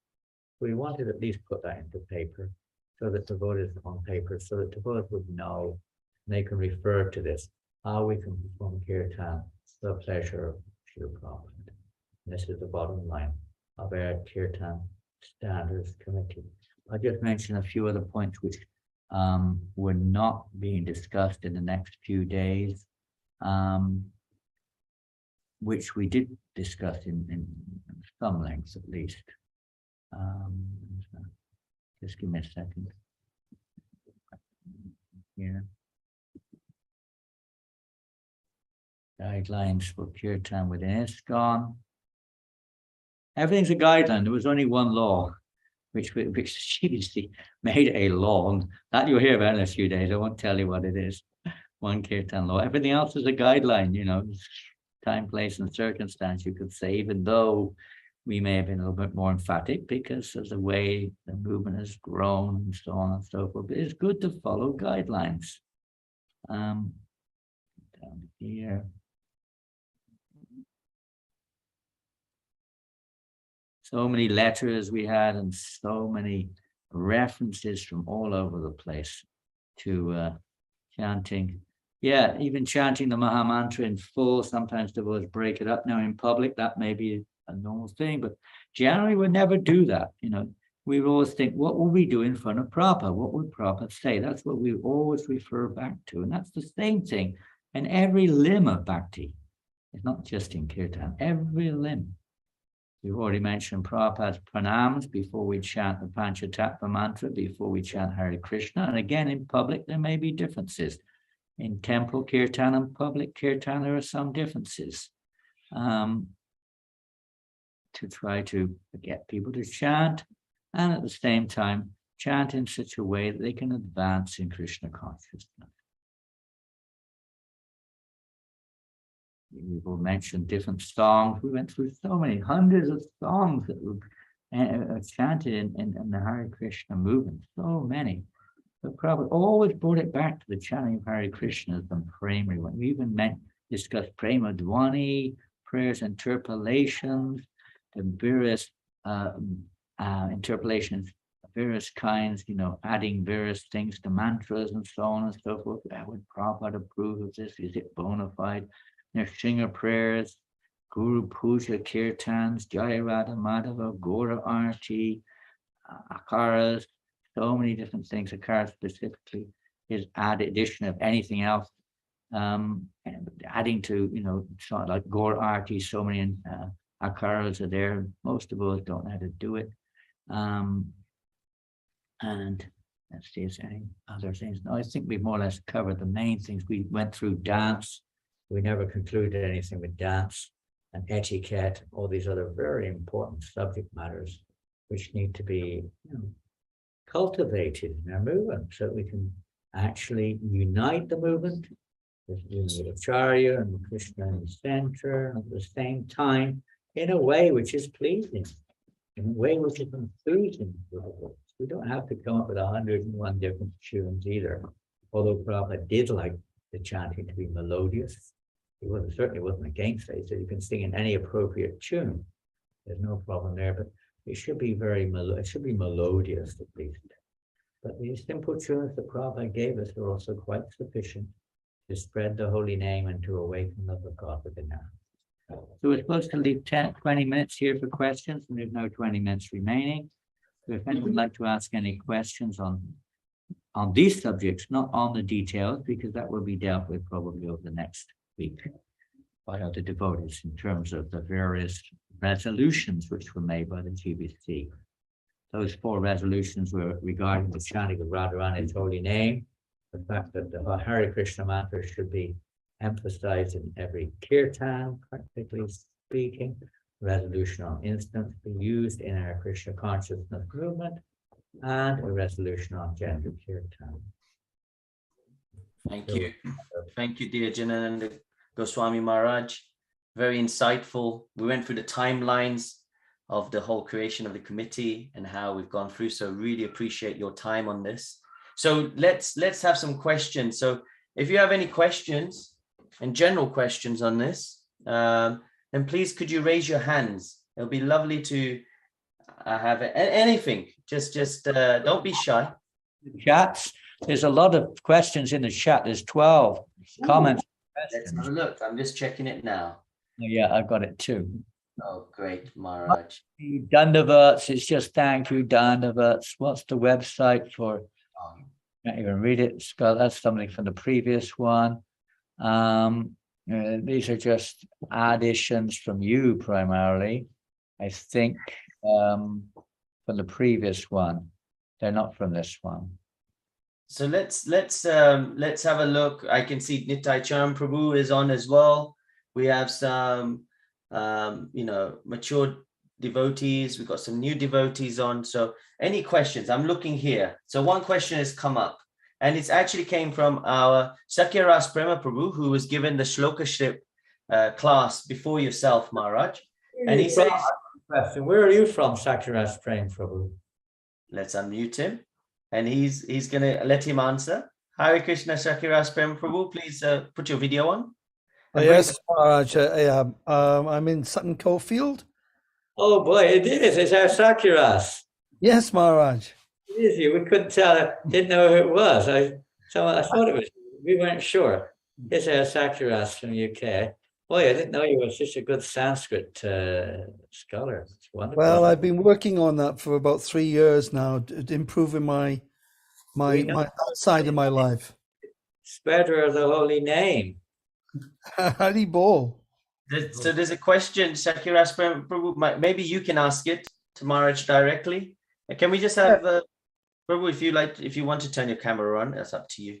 It's something I've been looking at for many, many years. Is there any kirtan standards regarding using these big djembe drums in the mandir, in the temple room? Oh yes, that you'll hear in a few days if you come online. Who's doing the instruments one? So we have for instruments, I've got it here. I'm just checking now. Let me just go. We had one of the big ones. That was one of the really big topics, I tell you. Instruments, we've got Anurad Prabhu.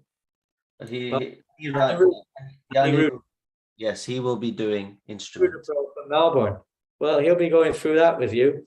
I hope he's got as much as I got. He's got all the notes. Hope he knows all the. Maybe he knows everything I know.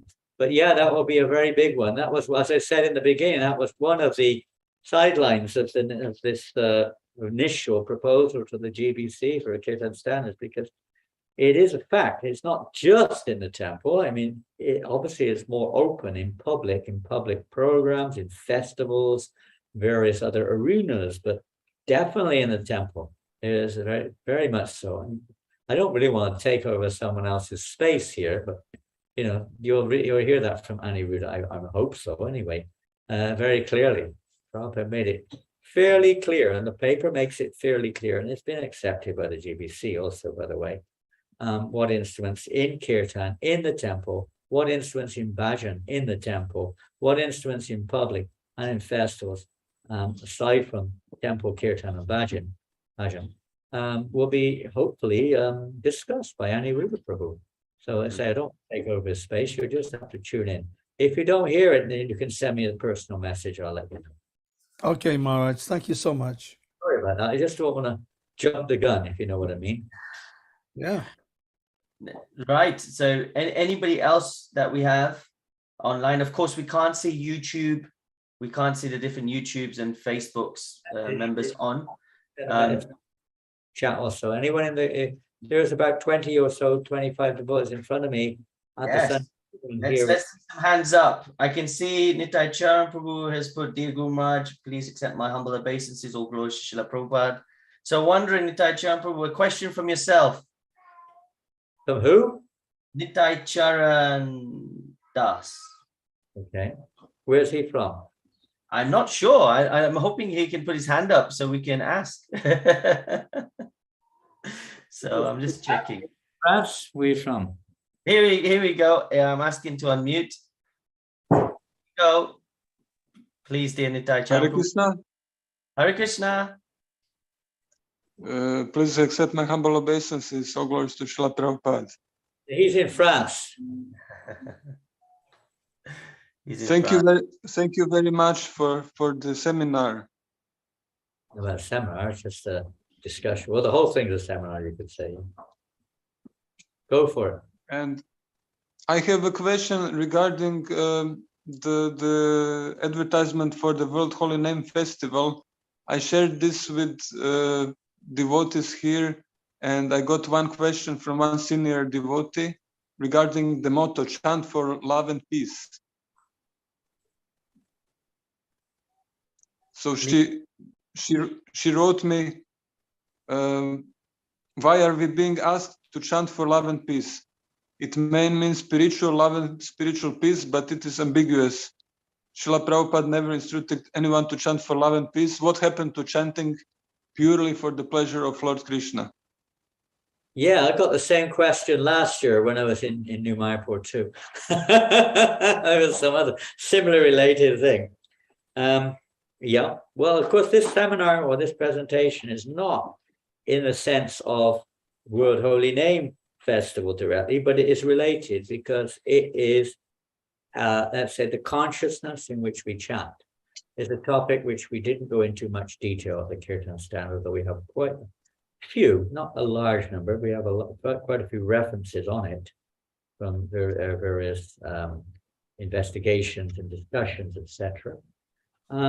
So yes, the attitude is the same thing again. In Kirtan, there are different levels of Kirtan. And we're trying to cultivate pure Kirtan. We don't start with pure Kirtan. We expect that the leaders will be on the platform of pure Kirtan. It's like Bhakti Vinod Thakur described in Jaiva Dharma, that there are basically, there are many levels, but there are two specific categories. Within them, there are many different levels. One is the external, one is the internal. Very simple division.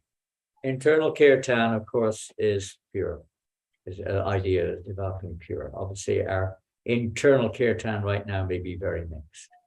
So to encourage people who are in a very, let's say, external platform, very materialistic platform, influenced by the modes of nature, still affected. One devotee said to me the other day, for instance, his house burned down.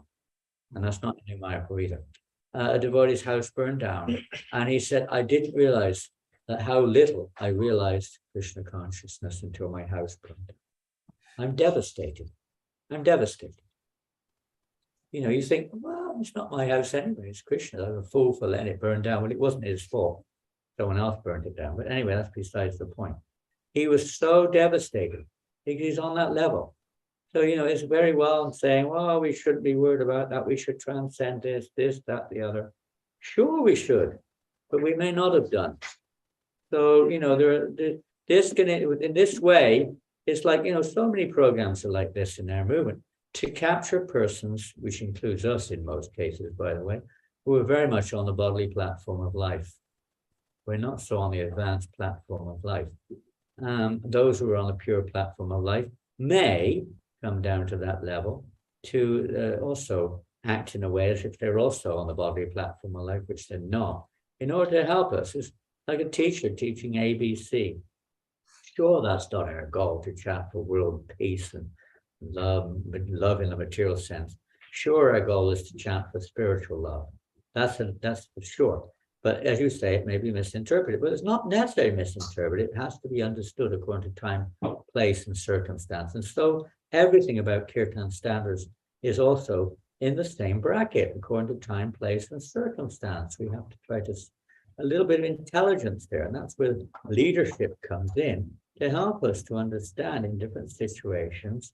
It's just like in Mumbai, you have programs there where they may have some orphanages or the food distribution. If it's understood what the higher principle is and it's helping people to come to that higher principle without, let's say, focusing on the lower principle as the goal. The problem is we get hung up on the lower principle and forget the higher principle.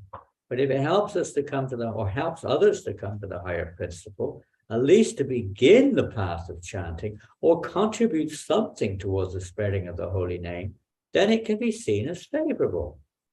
I don't know if you understand all that or not. It's kind of clear in my heart, but it may not be clear the way I'm presenting it. But this is the point. Sometimes we only see things. The tendency is, in the neophyte stage, we only see things from our own interpretation, our own perspective. This is our tendency, generally speaking. And we think this is right and that's wrong. Religions, everything's like that. Seeing it from our own perspective, from a higher perspective. And if you read Chaitanya Sik, we don't recommend it necessarily, but you see this in the writings of Bhaktivinoda and Chaitanya Sukshamrita, how he sees the value of even ordinary activities if done properly under the guidance of a higher purpose or a higher guideline, higher direction. Everyone has a particular eligibility, and to see how that eligibility can be connected with Krishna in his akama, sabakama, moksha kama, even if we're full of material desires, still we should try to connect it with Krishna. That's the point. So you may not take part in that, no one's obligated, but the principle is there for everyone. Yes, what is real love and peace? And Prabhupada even says in his constitution for ISKCON that to teach the techniques of spiritual life to bring unity and peace into the world. And people may misinterpret that also. But even if they misinterpret, if somehow or other they're practicing the techniques of spiritual life, gradually one will become elevated. Same thing in a kirtan melas or anything like this, one other topic, of course, which we've discussed quite extensively, is that in a kirtan mela or whatever, most of the devotees are perhaps they're not so on such an elevated platform of pure devotional service. But if the leadership, the center point is focused on purity, it's like sucks everybody in to that pure essence, the heart, the essence of devotional service. But if the leaders are themselves on the platform of petition or on a platform of self-centeredness, thinking I want to get respected, I want to get some reward for this, I want to get whatever it is, they're just seeing oneself in the center, then of course it's not going to be effective. It's not going to be very spiritual, it's not going to be effective. Individuals may, of course, have a higher level of devotion, but in terms of the effect of the leadership, it's not going to have a purifying effect. It's very important to cultivate this pure understanding, but it's not. That doesn't exclude all other levels of approach to Krishna consciousness. This movement is a house for the whole world to live in, not just pure devotees. And we're starting at grassroots to help bring people up from zero to step by step pure devotion. Anyway, that's my take on that one. Anything else? We have no. If anybody else has any questions, please. Thank you very much. Thank you. Maharaj, also just for everybody that's online, we have two initiatives that we are trying to push as well. Just like Maharaj said, not everybody, it'll come straight to them. One is fresh air kirtans. So we want to get out there. What was that? Fresh air kirtans. Fresh air kirtans. So Harinam Sankirtan, let's get out because of COVID, we're saying come out and just do fresh air kirtans. And the other part is we want everyone to at least chant the holy names at least once. And we have a team called the Fortunate People team who have Shaktivesh Avatar Prabhu from Russia, and we also have Sarupanand Prabhu from India. And what they're trying to do is we're trying to get 1,250,000 chants first time, the Hare Krishna Maha Mantra. Well, you should keep Harinam Ruchi. Every day they get at least 200 people chanting Hare Krishna once. We need to do that. We're going to get that video out and we can add that, please. If you send that, that'd be amazing. Prabhupada said somehow or another, and this is a grassroots stage, you see, they may not have a clue what it means, and it doesn't matter. And we may not even have a clue, but someone ought to get people to chant Hare Krishna. This is Prabhupada's directive. And that's one of the, you could say, foundational aspects of this Sankirtan movement, to get everyone to chant Hare Krishna. And fresh air, it was a good idea to get some fresh air, instead of stale air. Get some fresh air and get out on the street. That's what this movement is founded on, basically. It's great that we come together for Kirtan Melas, and of course we have to come in front of deity to chant and dance. It's essential, and japa and everything. But the Yuga Dharma Sankirtan movement is Lord Chaitanya's Yuga Dharma. He came for two purposes, and that was to experience Krishna Prema through the congregational chanting of the holy name. Thus accompanied with his various associates, he spread the holy name even to the untouchable. In this way, he wove a wreath of the holy name and Krishna Prema, with which he garlanded the entire material world. So that's the purpose of our movement, in one sense, to spread the movement everywhere. And of course, the purer we are, the more focused we are, the more effective it will be. But still, if we don't go out and spread the holy name, how are we going to achieve that purpose? This is how Prabhupada said his movement practically started in Tompkins Square Park, when he went out on the park alone, practically with a few friends, a few newcomers, and they chanted Hare Krishna. And Prabhupada said this movement, when Prabhupada arrived in 1965, at this time, he said, when he came to Boston, he wrote this poem. He said, I have no devotion, I have no knowledge, I simply have strong faith in the holy name of Krishna.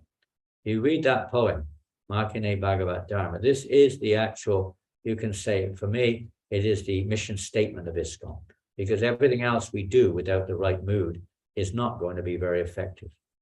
The mood is the essential feature, or the attitude, the consciousness. And that we get from associating or hearing from pure devotees of Lord and following in their footsteps. So that poem of Srila Prabhupada is so significant.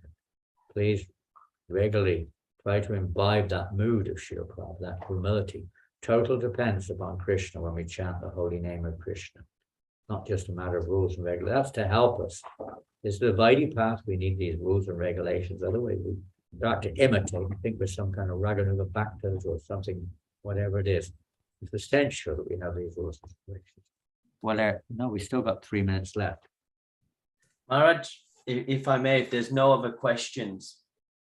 So we have a committee that is set up, and everybody has their own flavor, own way of doing things.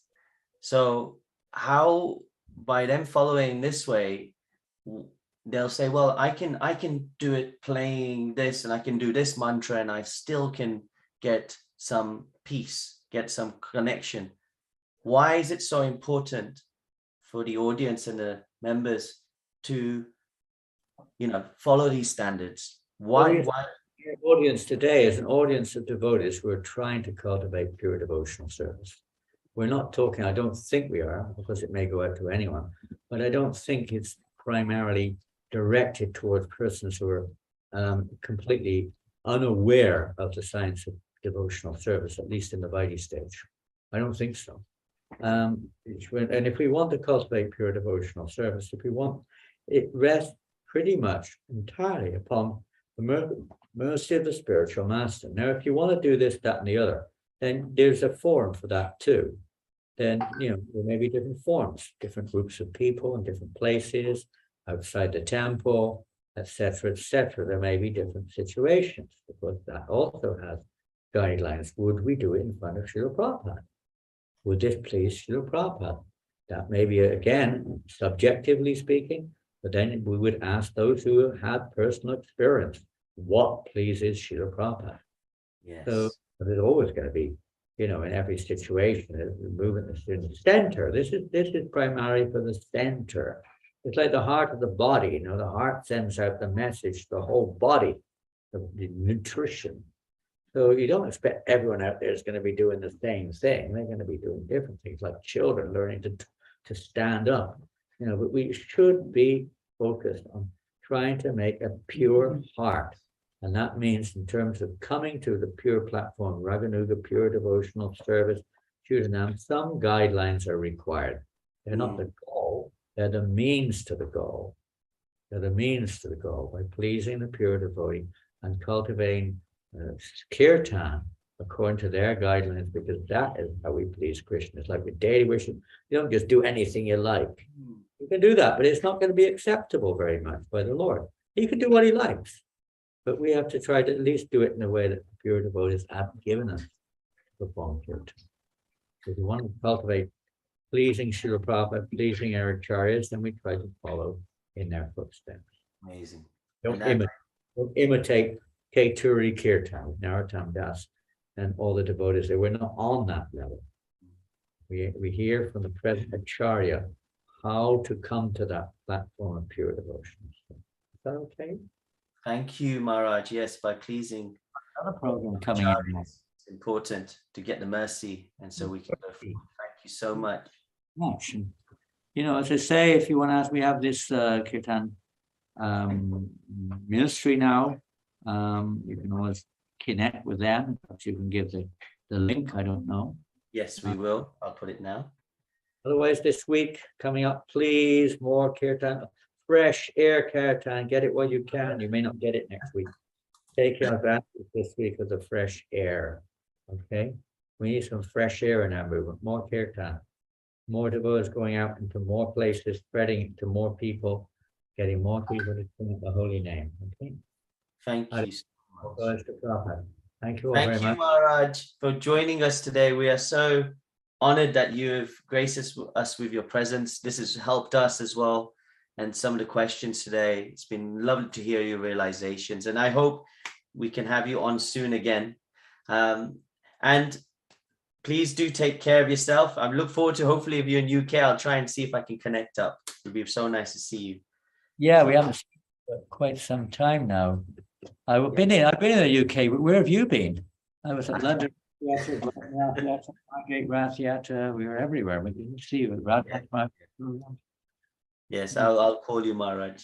Too busy with Sankirtan, that's what it is. Too busy on the street. Thank you so much, Maharaj. And please, everybody, big free Hari balls for Maharaj. If you can raise your hands in the air, I can see Varada Krishna Prabhu there, Nitai Chand Prabhu's there, he's got his camera on. Yes, Vaishnav Kripa Prabhu is there as well. And we've got Sriji Radha Mata. Thank you so much, everybody. Let's give appreciation to Maharaj. Hare Krishna, Maharaj. Please take care of yourself. Hare Krishna. Prabhupada ki jai. So, Hare Krishna.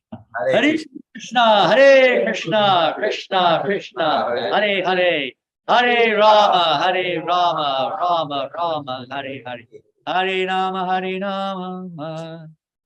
Nama eva kevalam. Kalona steva gatiranyata. Panchakapatubhishta kisannivevacham napavanebhyo vaishnavebhyo. Namo Nama. Thank you, dear Maharaj. Thank you for that. Blessings as well. So, I'm going to bring on our dear Rupeshwar Prabhu. Are you there right now? Yes. Wow. What a beautiful devotional ocean of mercy. His Holiness Janananda Goswami Guru Maharaj. He is amazing. And actually, already it's a goosebumps, Prabhuji. It's a fantastic. I'm so happy you're here today. And everybody, as you can see, the energy is going to start now with taking us soon somewhere. I wonder where we're going to go. So I'm going to hand over to dear Rupeshwar Prabhu, who's going to tell us what's happening next. And so over to you, and I signing out. Over to you, please.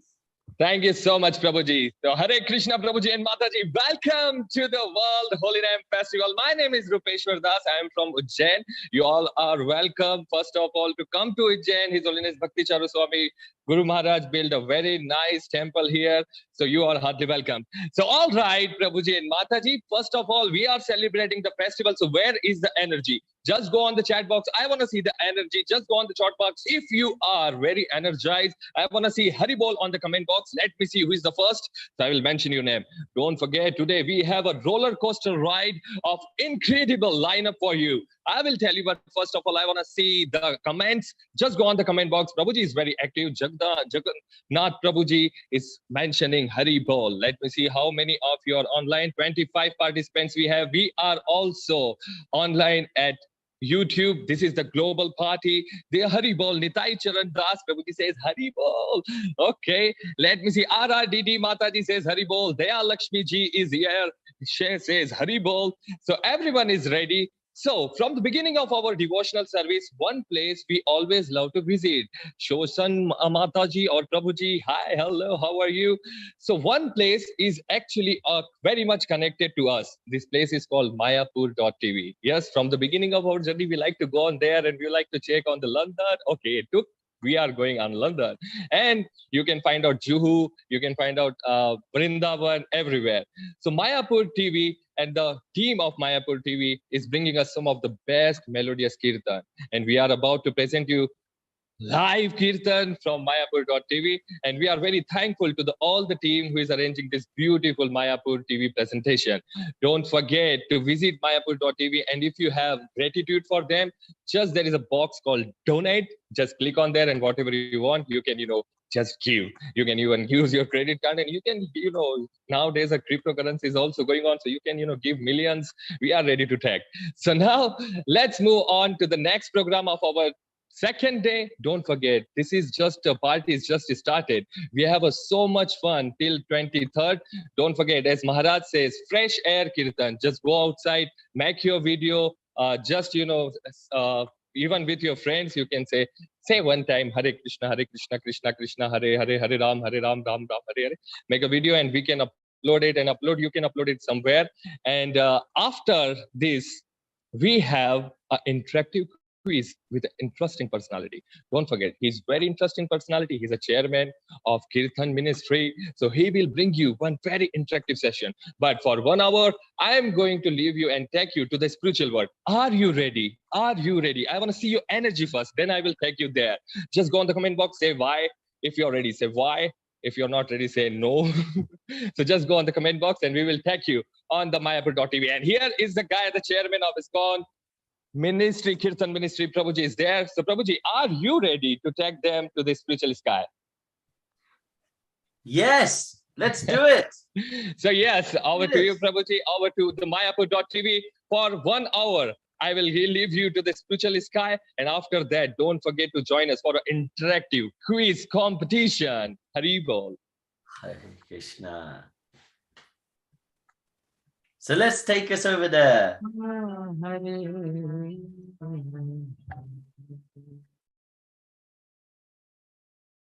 Ram, Hare Ram,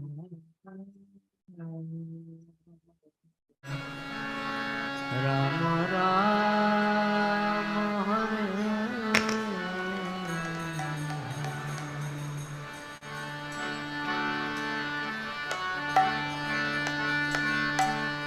Hare Krishna, Hare Krishna, Krishna Krishna, Hare Hare, Hare Ram, Hare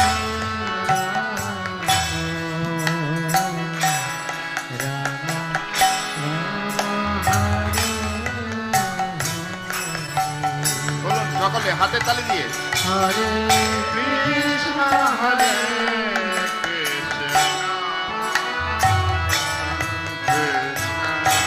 Krishna Hare Hare, Hare Ram, Hare Ram,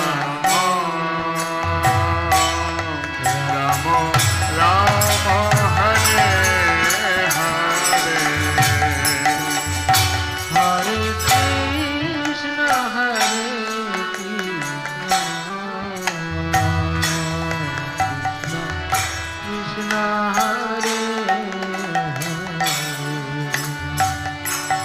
Hare Ram, Hare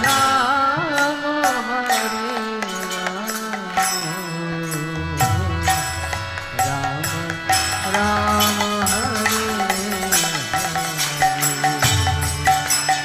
Hare Krishna, Hare Krishna, Krishna Krishna, Hare Hare,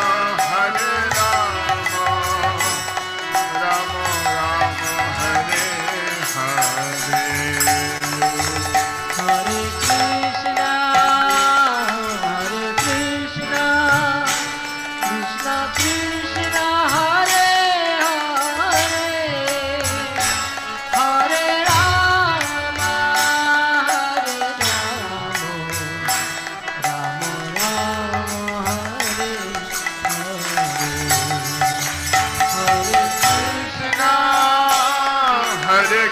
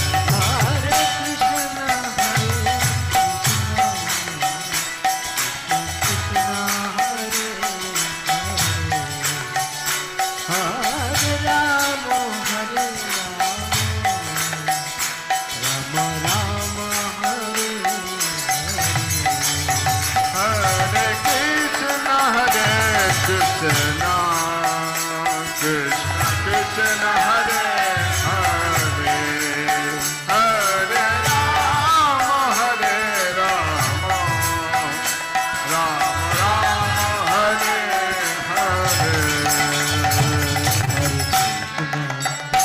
Hare Krishna Krishna Krishna Hare Hare Hare Rama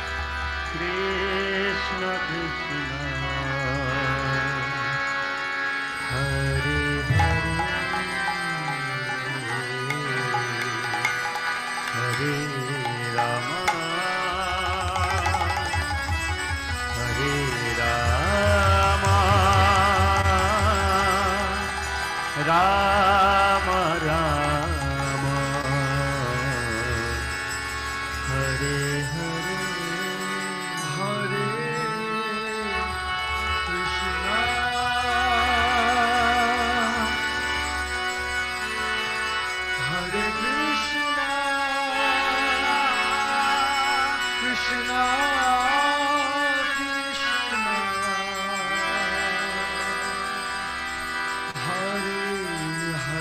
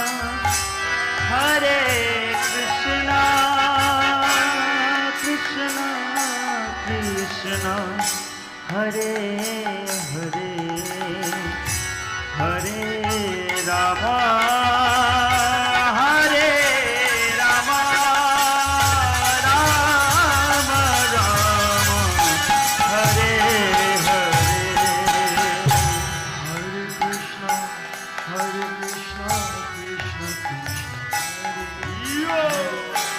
Hare Hare Ram Ram Ram Krishna Krishna Krishna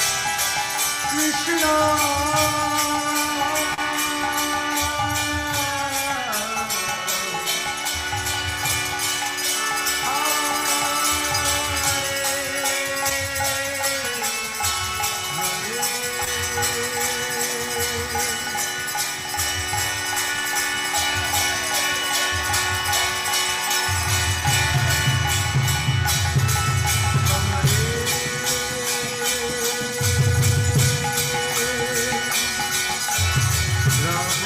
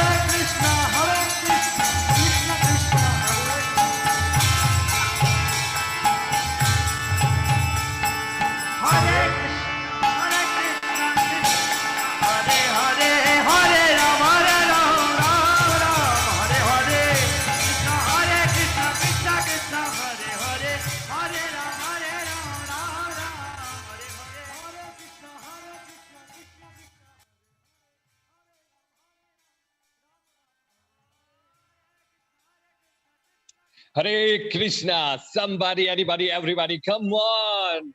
This is a Goosebumps Mayapur.tv team. You are amazing. This is a fantastic melodious kirtan. We just become the witness of this. Come on, everyone. I want to see your blessing and your enthusiasm. Just go on the comment box, and then we are about to go on our main event of the evening. This is gonna be the interactive quiz. If you are ready, just go on the comment box. I want to see yes on the comment box. Just go on the comment box. Then I will tell you what's happening, what will happening. Shriji Radha Mataji says yes, I am ready. And don't forget, today we are celebrating the next the day 2. Tomorrow it is about. Tomorrow we have a lineup for you. Tomorrow on 6 to 8 p.m. onwards, we are start our online World Holy Name Week. Just don't forget to go on the Kahoot app and enter the game pin called 7255357. So tomorrow we have another fantastic, interesting lineup for you. We are going to start with pronunciation workshop with His Grace Nityananda Prabhuji. He is going to join from 6 to 8 p.m. Indian Standard Time. You can convert the time wherever you are. Then we again go to Kirtan, to Mayapur, and then we have a divine association of His Divine Grace A.C. Bhaktivedanta Swami Srila Prabhupada. So this is the tomorrow's lineup. But yeah, now it's time for the quiz. Let me introduce you for the interesting personality. For this interesting quiz, we have an interesting personality called the chairman of ISKCON Kirtan Ministry, His Grace Jagannath Kirtanananda Prabhuji. Is a disciple of our beloved His Holiness Jayapataaka Swami Maharaj and has traveled the world with his spiritual master. If you want to meet His Holiness Jayapataaka Swami Maharaj in UK, so don't forget to make a good relationship with Prabhuji, because he is the organizer of his Guru Maharaj's visit when he travels to UK. He is a part of ISKCON Birmingham UK leadership team. He has 2 degrees. One is material degree called computer science, and the other spiritual degree is called Bhakti Shastri. Another is called materially. He is a project manager by profession and currently working on Europe's largest government infrastructure project for putting the fastest train in network in the UK called HS2. He is also gives talks on spiritual science and mantra yoga sessions online and around the country to universities and corporate companies such as KPMG and HSBC. Founder of Kirtan Yoga brand in the UK. He is happy to connect with you, so don't forget to find him on Instagram and all the leading social platforms as Jagannath_Dasa. So without wasting too much time, let us take you to the Kahoot app. This is gonna be interesting quiz. So over to Prabhuji. Prabhu is like, you know, he's got us already. I'm just wondering, Rupeshwar Prabhu, can you hear the music okay? Can you hear me okay? Yes, Prabhuji, the both thing is very actually the more than perfect. Okay, perfect. So we want to get some interesting. So as you can see on the screen right now, we should see. Can you see the screen? So we got Garima, VRN, Twinkle on, Kampu on. I think I know who that is. Goranga. We got Das on. Can you see this? I'm just checking because I just want to make sure. Yes, Prabhuji. I'm seeing all the name. And Dayaji is also joined. Come on, everybody. So let's get on. At the top, you can see www.kahoot.it, or you can, if you've got one of those smartphones, you can just take a picture of the QR code. Nityananda has just joined, and this is working on all platforms. Oh, more people are coming. So this is working on all platforms. So if you're on YouTube right now, don't worry. You can get on right now. We want you to come on. So we're going to give it about a minute. Just make sure everybody comes on. There's a few questions we want to ask and see your answers. So the actual code is 7255357. What is it? 7255357. I sound like one of those advertising channels right now. So this is just going to be a World Holy Name Festival quiz. I see Sri Govind Prabhu is on. Anant is on. Come on, guys. We got 12 members already joined. We've got so many coming on. I know on YouTube, there's quite a few people. We're on on this channel right now. We have just under 30.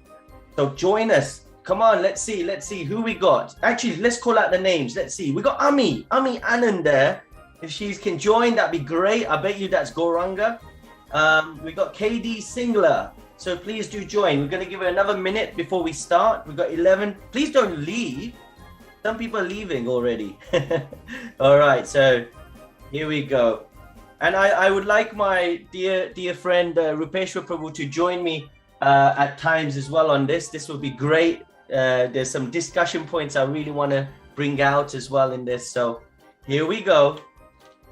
All right, what do you think, Rupeshwar Prabhu? I can see Katie Singla. Thank you so much. I hope you've joined. Thumbs up if you have. Not yet. I'm about to. You're joining as well. Come on, Rupeshwar. Let's get you on. Okay, this is going to be like a really nice type of understanding what World Holy Name Festival is about. I hope you learned something. Please don't leave. We're going to start now. Here we go. All right, first question. So when you get the question, for those that haven't played it before, on your mobile device or whatever device, you will see a square, a circle, a rectangle, and four grids: red, yellow, green, blue. You look at the answer that comes up on the screen and you press the corresponding one on your mobile device. Here we go. First question.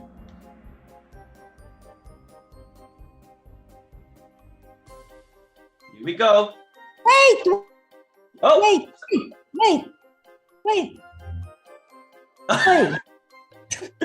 Okay. Well, let's see. What does World Holy Name, what WHNF stand for? It's coming up. Is it Wild Holy Name Festival? Wonders of the Holy Name Festival. Wonderful Holy Name Festival, I may say so. Festival. Oh, okay. Mute yourself, whoever that is. Somebody mute them. So here we go. You got 30 more seconds. So yeah, you can see in the bottom right-hand corner, Kahoot.it. Join in 7255357. You still got time. Let's see how many answers. We've had 10 answers so far. You've got another 18 seconds. Look, it's in front of you right now. It's a lovely poster created by Shriji Radha Mata and Sri Govind Prabhu. They've been working tirelessly in the background to do all our graphics. I just want to give a big Hare Krishna to them. Look at that amazing work they've done. So here we go. Answer. Here we are. It's the World Holy Name Festival. And everybody got it right. They've all been paying attention today. So let's go to the next question. Let's go for this. So who's in the lead? Gauranga. 969 points. By the way, I forgot to mention, the fastest buzzer gets the quickest and gets the most points. So you got to be really quick. And then we got Nityananda, Rupeshwar Das, Shriji Radha Dasi, and Yash. Come on then, you top fivers. Let's see. Next question. Here we go. True or false? The World Holy Name Festival starts every year on 17th December. True or false? Very easy one. Come on. True or false? Oh, we got a thumbs up. Please get on the game. We need you on, Katie Singler. We need you on this. I'm seeing everybody here right now. Okay. Let's see. We've got 11 answers. I think we can move on. So let me just take that past.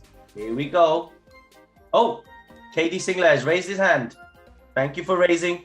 I'm so sorry if you're not on yet. Please do join at the bottom. I don't know if it'll work on your mobile at the same time as being on here. Apologies. Oh, we had two wrongs. I wonder before we move. Rupeshwar Prabhu, what did you answer? Unmute yourself, Prabhu. What did you answer? I said true. True. Yeah. Let's see. KD Singla Prabhu, what did you say? Unmute him. I'm going to unmute you now. What did you put? True.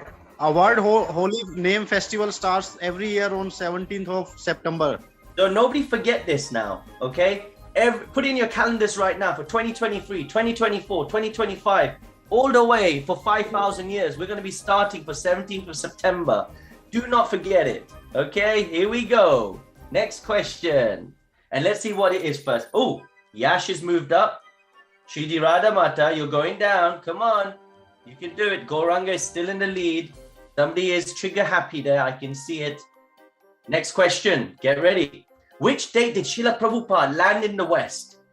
Was it 17th of September 1965? Was it 17th September 1966, 17th September 1964, or 17th September 1968? So what is the answer?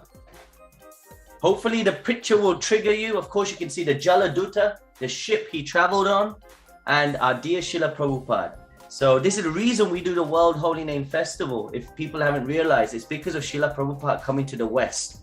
The GBC actually initiated this day.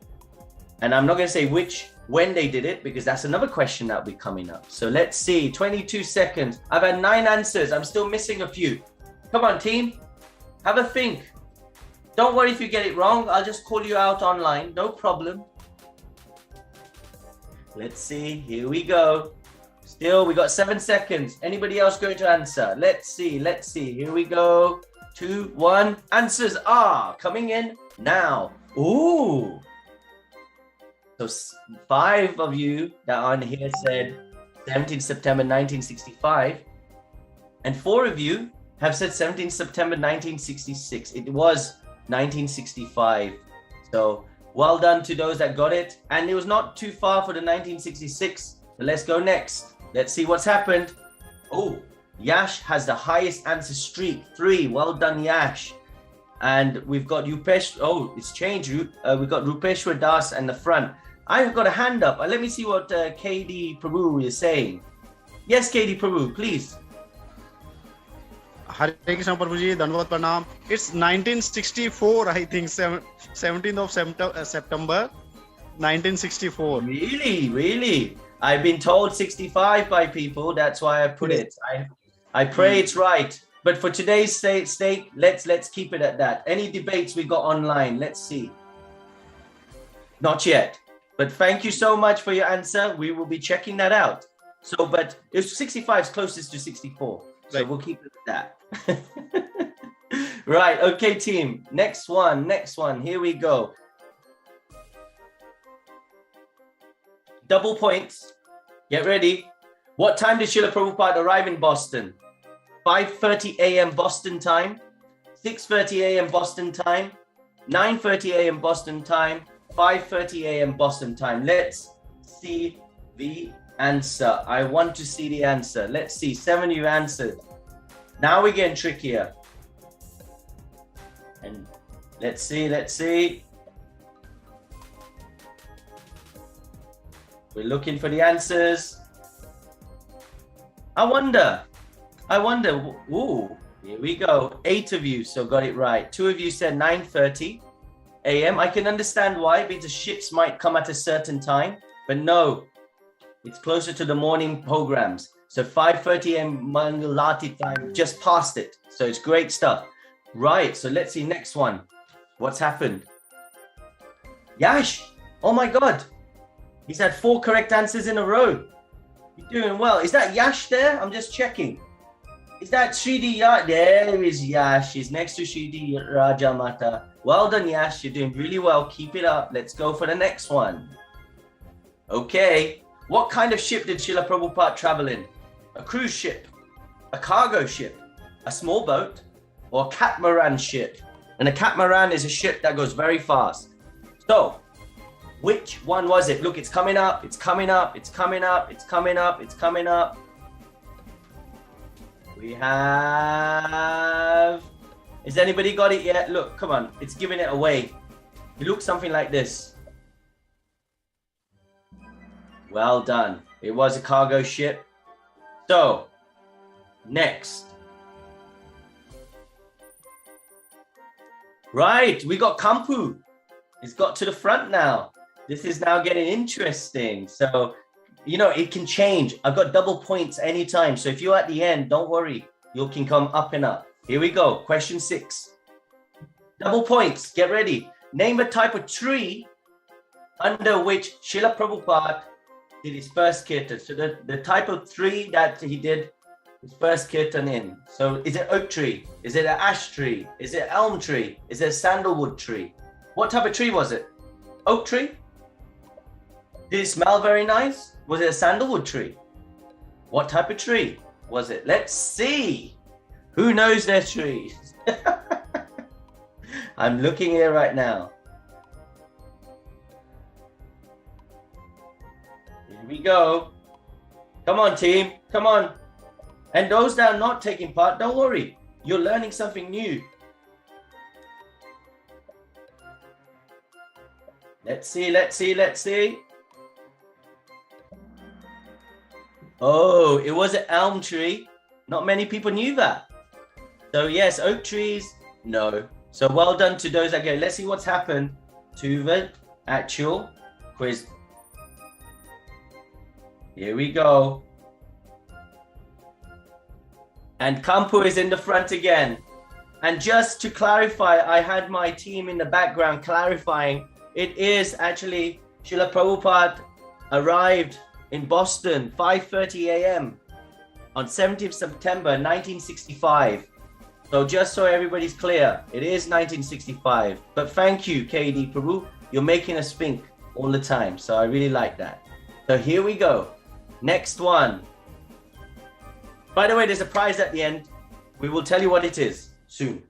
In which year did ISKCON actually establish the World Holy Name Day? 1996, 1978, 1988, or 1999? So this is the World Holy Name Day. All right, 1 day festival. Died on the 17th. They said, the GBC said, yes, we're going to commemorate it on the 17th. What year was it? 1996, 1978, 1988, 1999.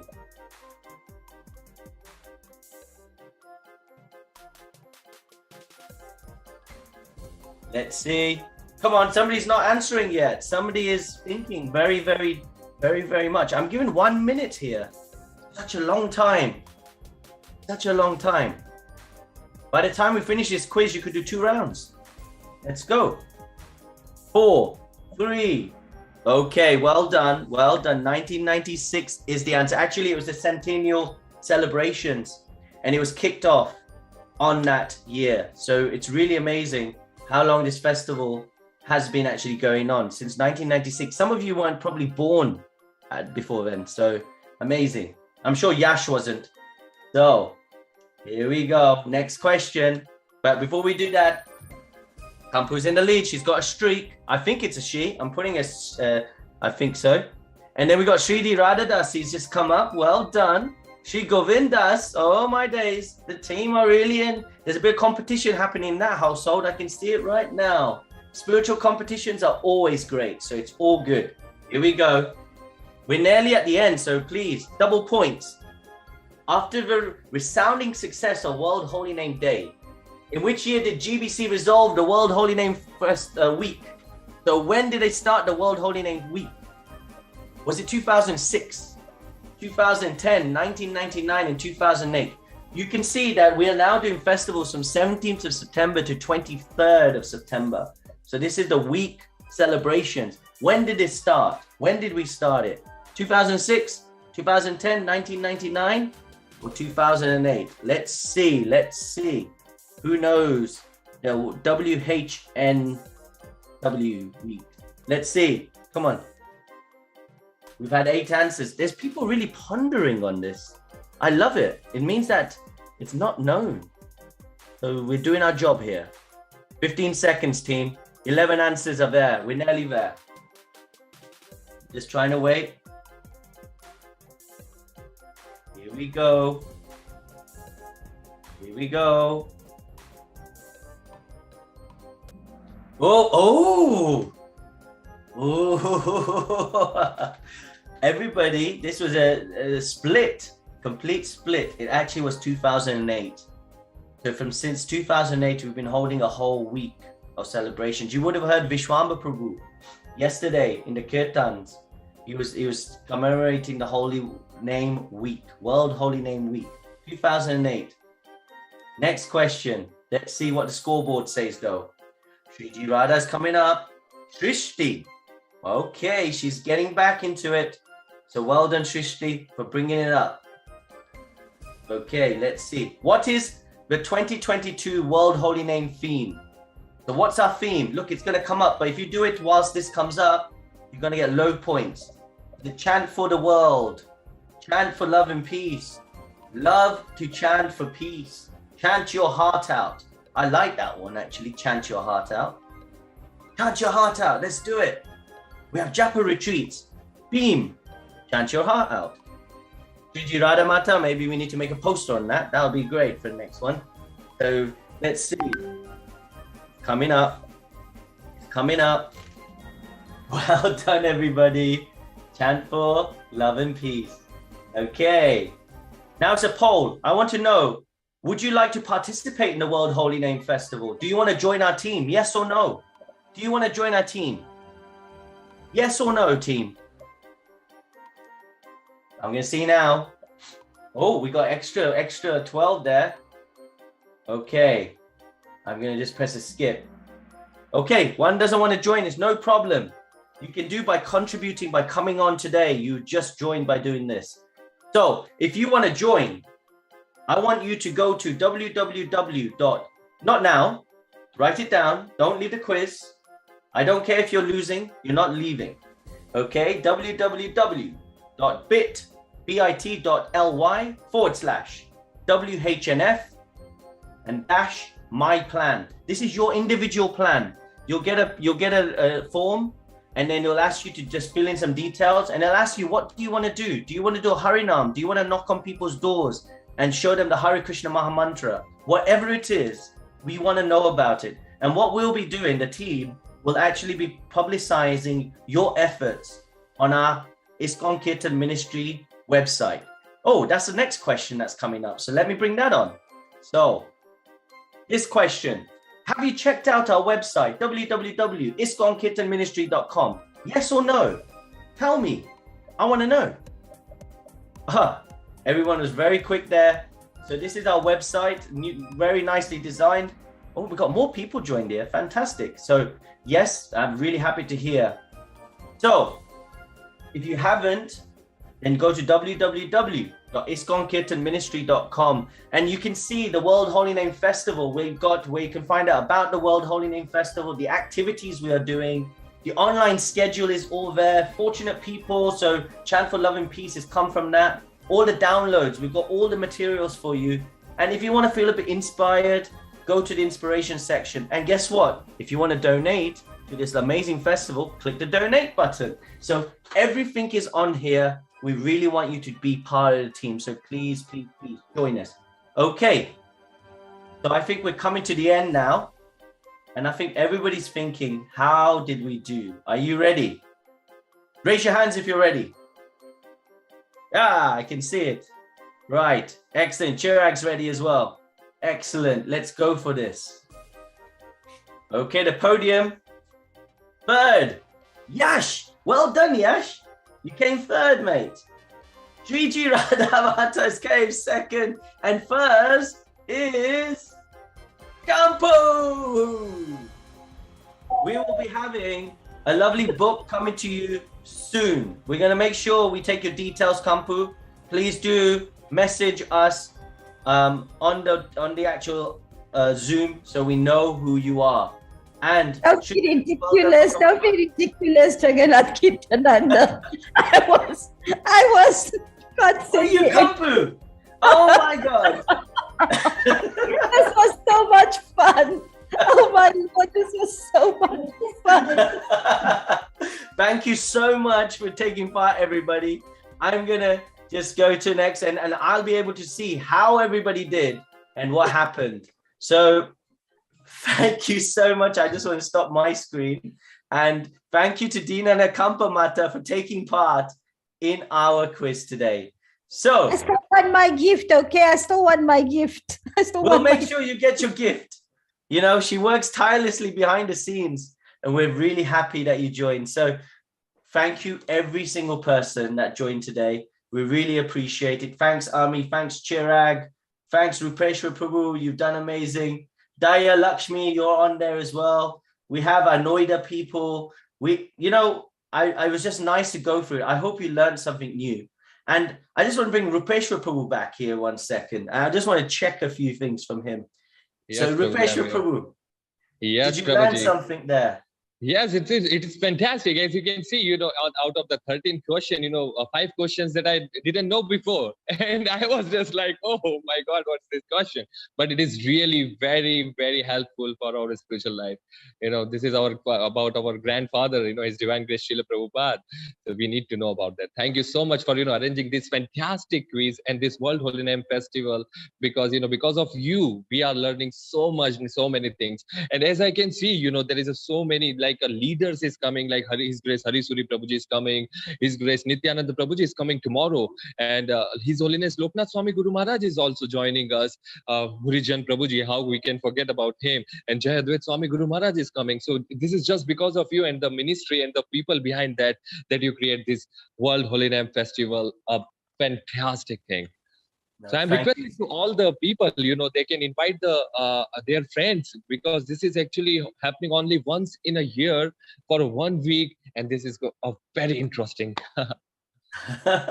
We're so lucky that we have Rupeshwar Prabhu who's joined us as well. So thank you for you bringing that energy and excitement. This is what it's about.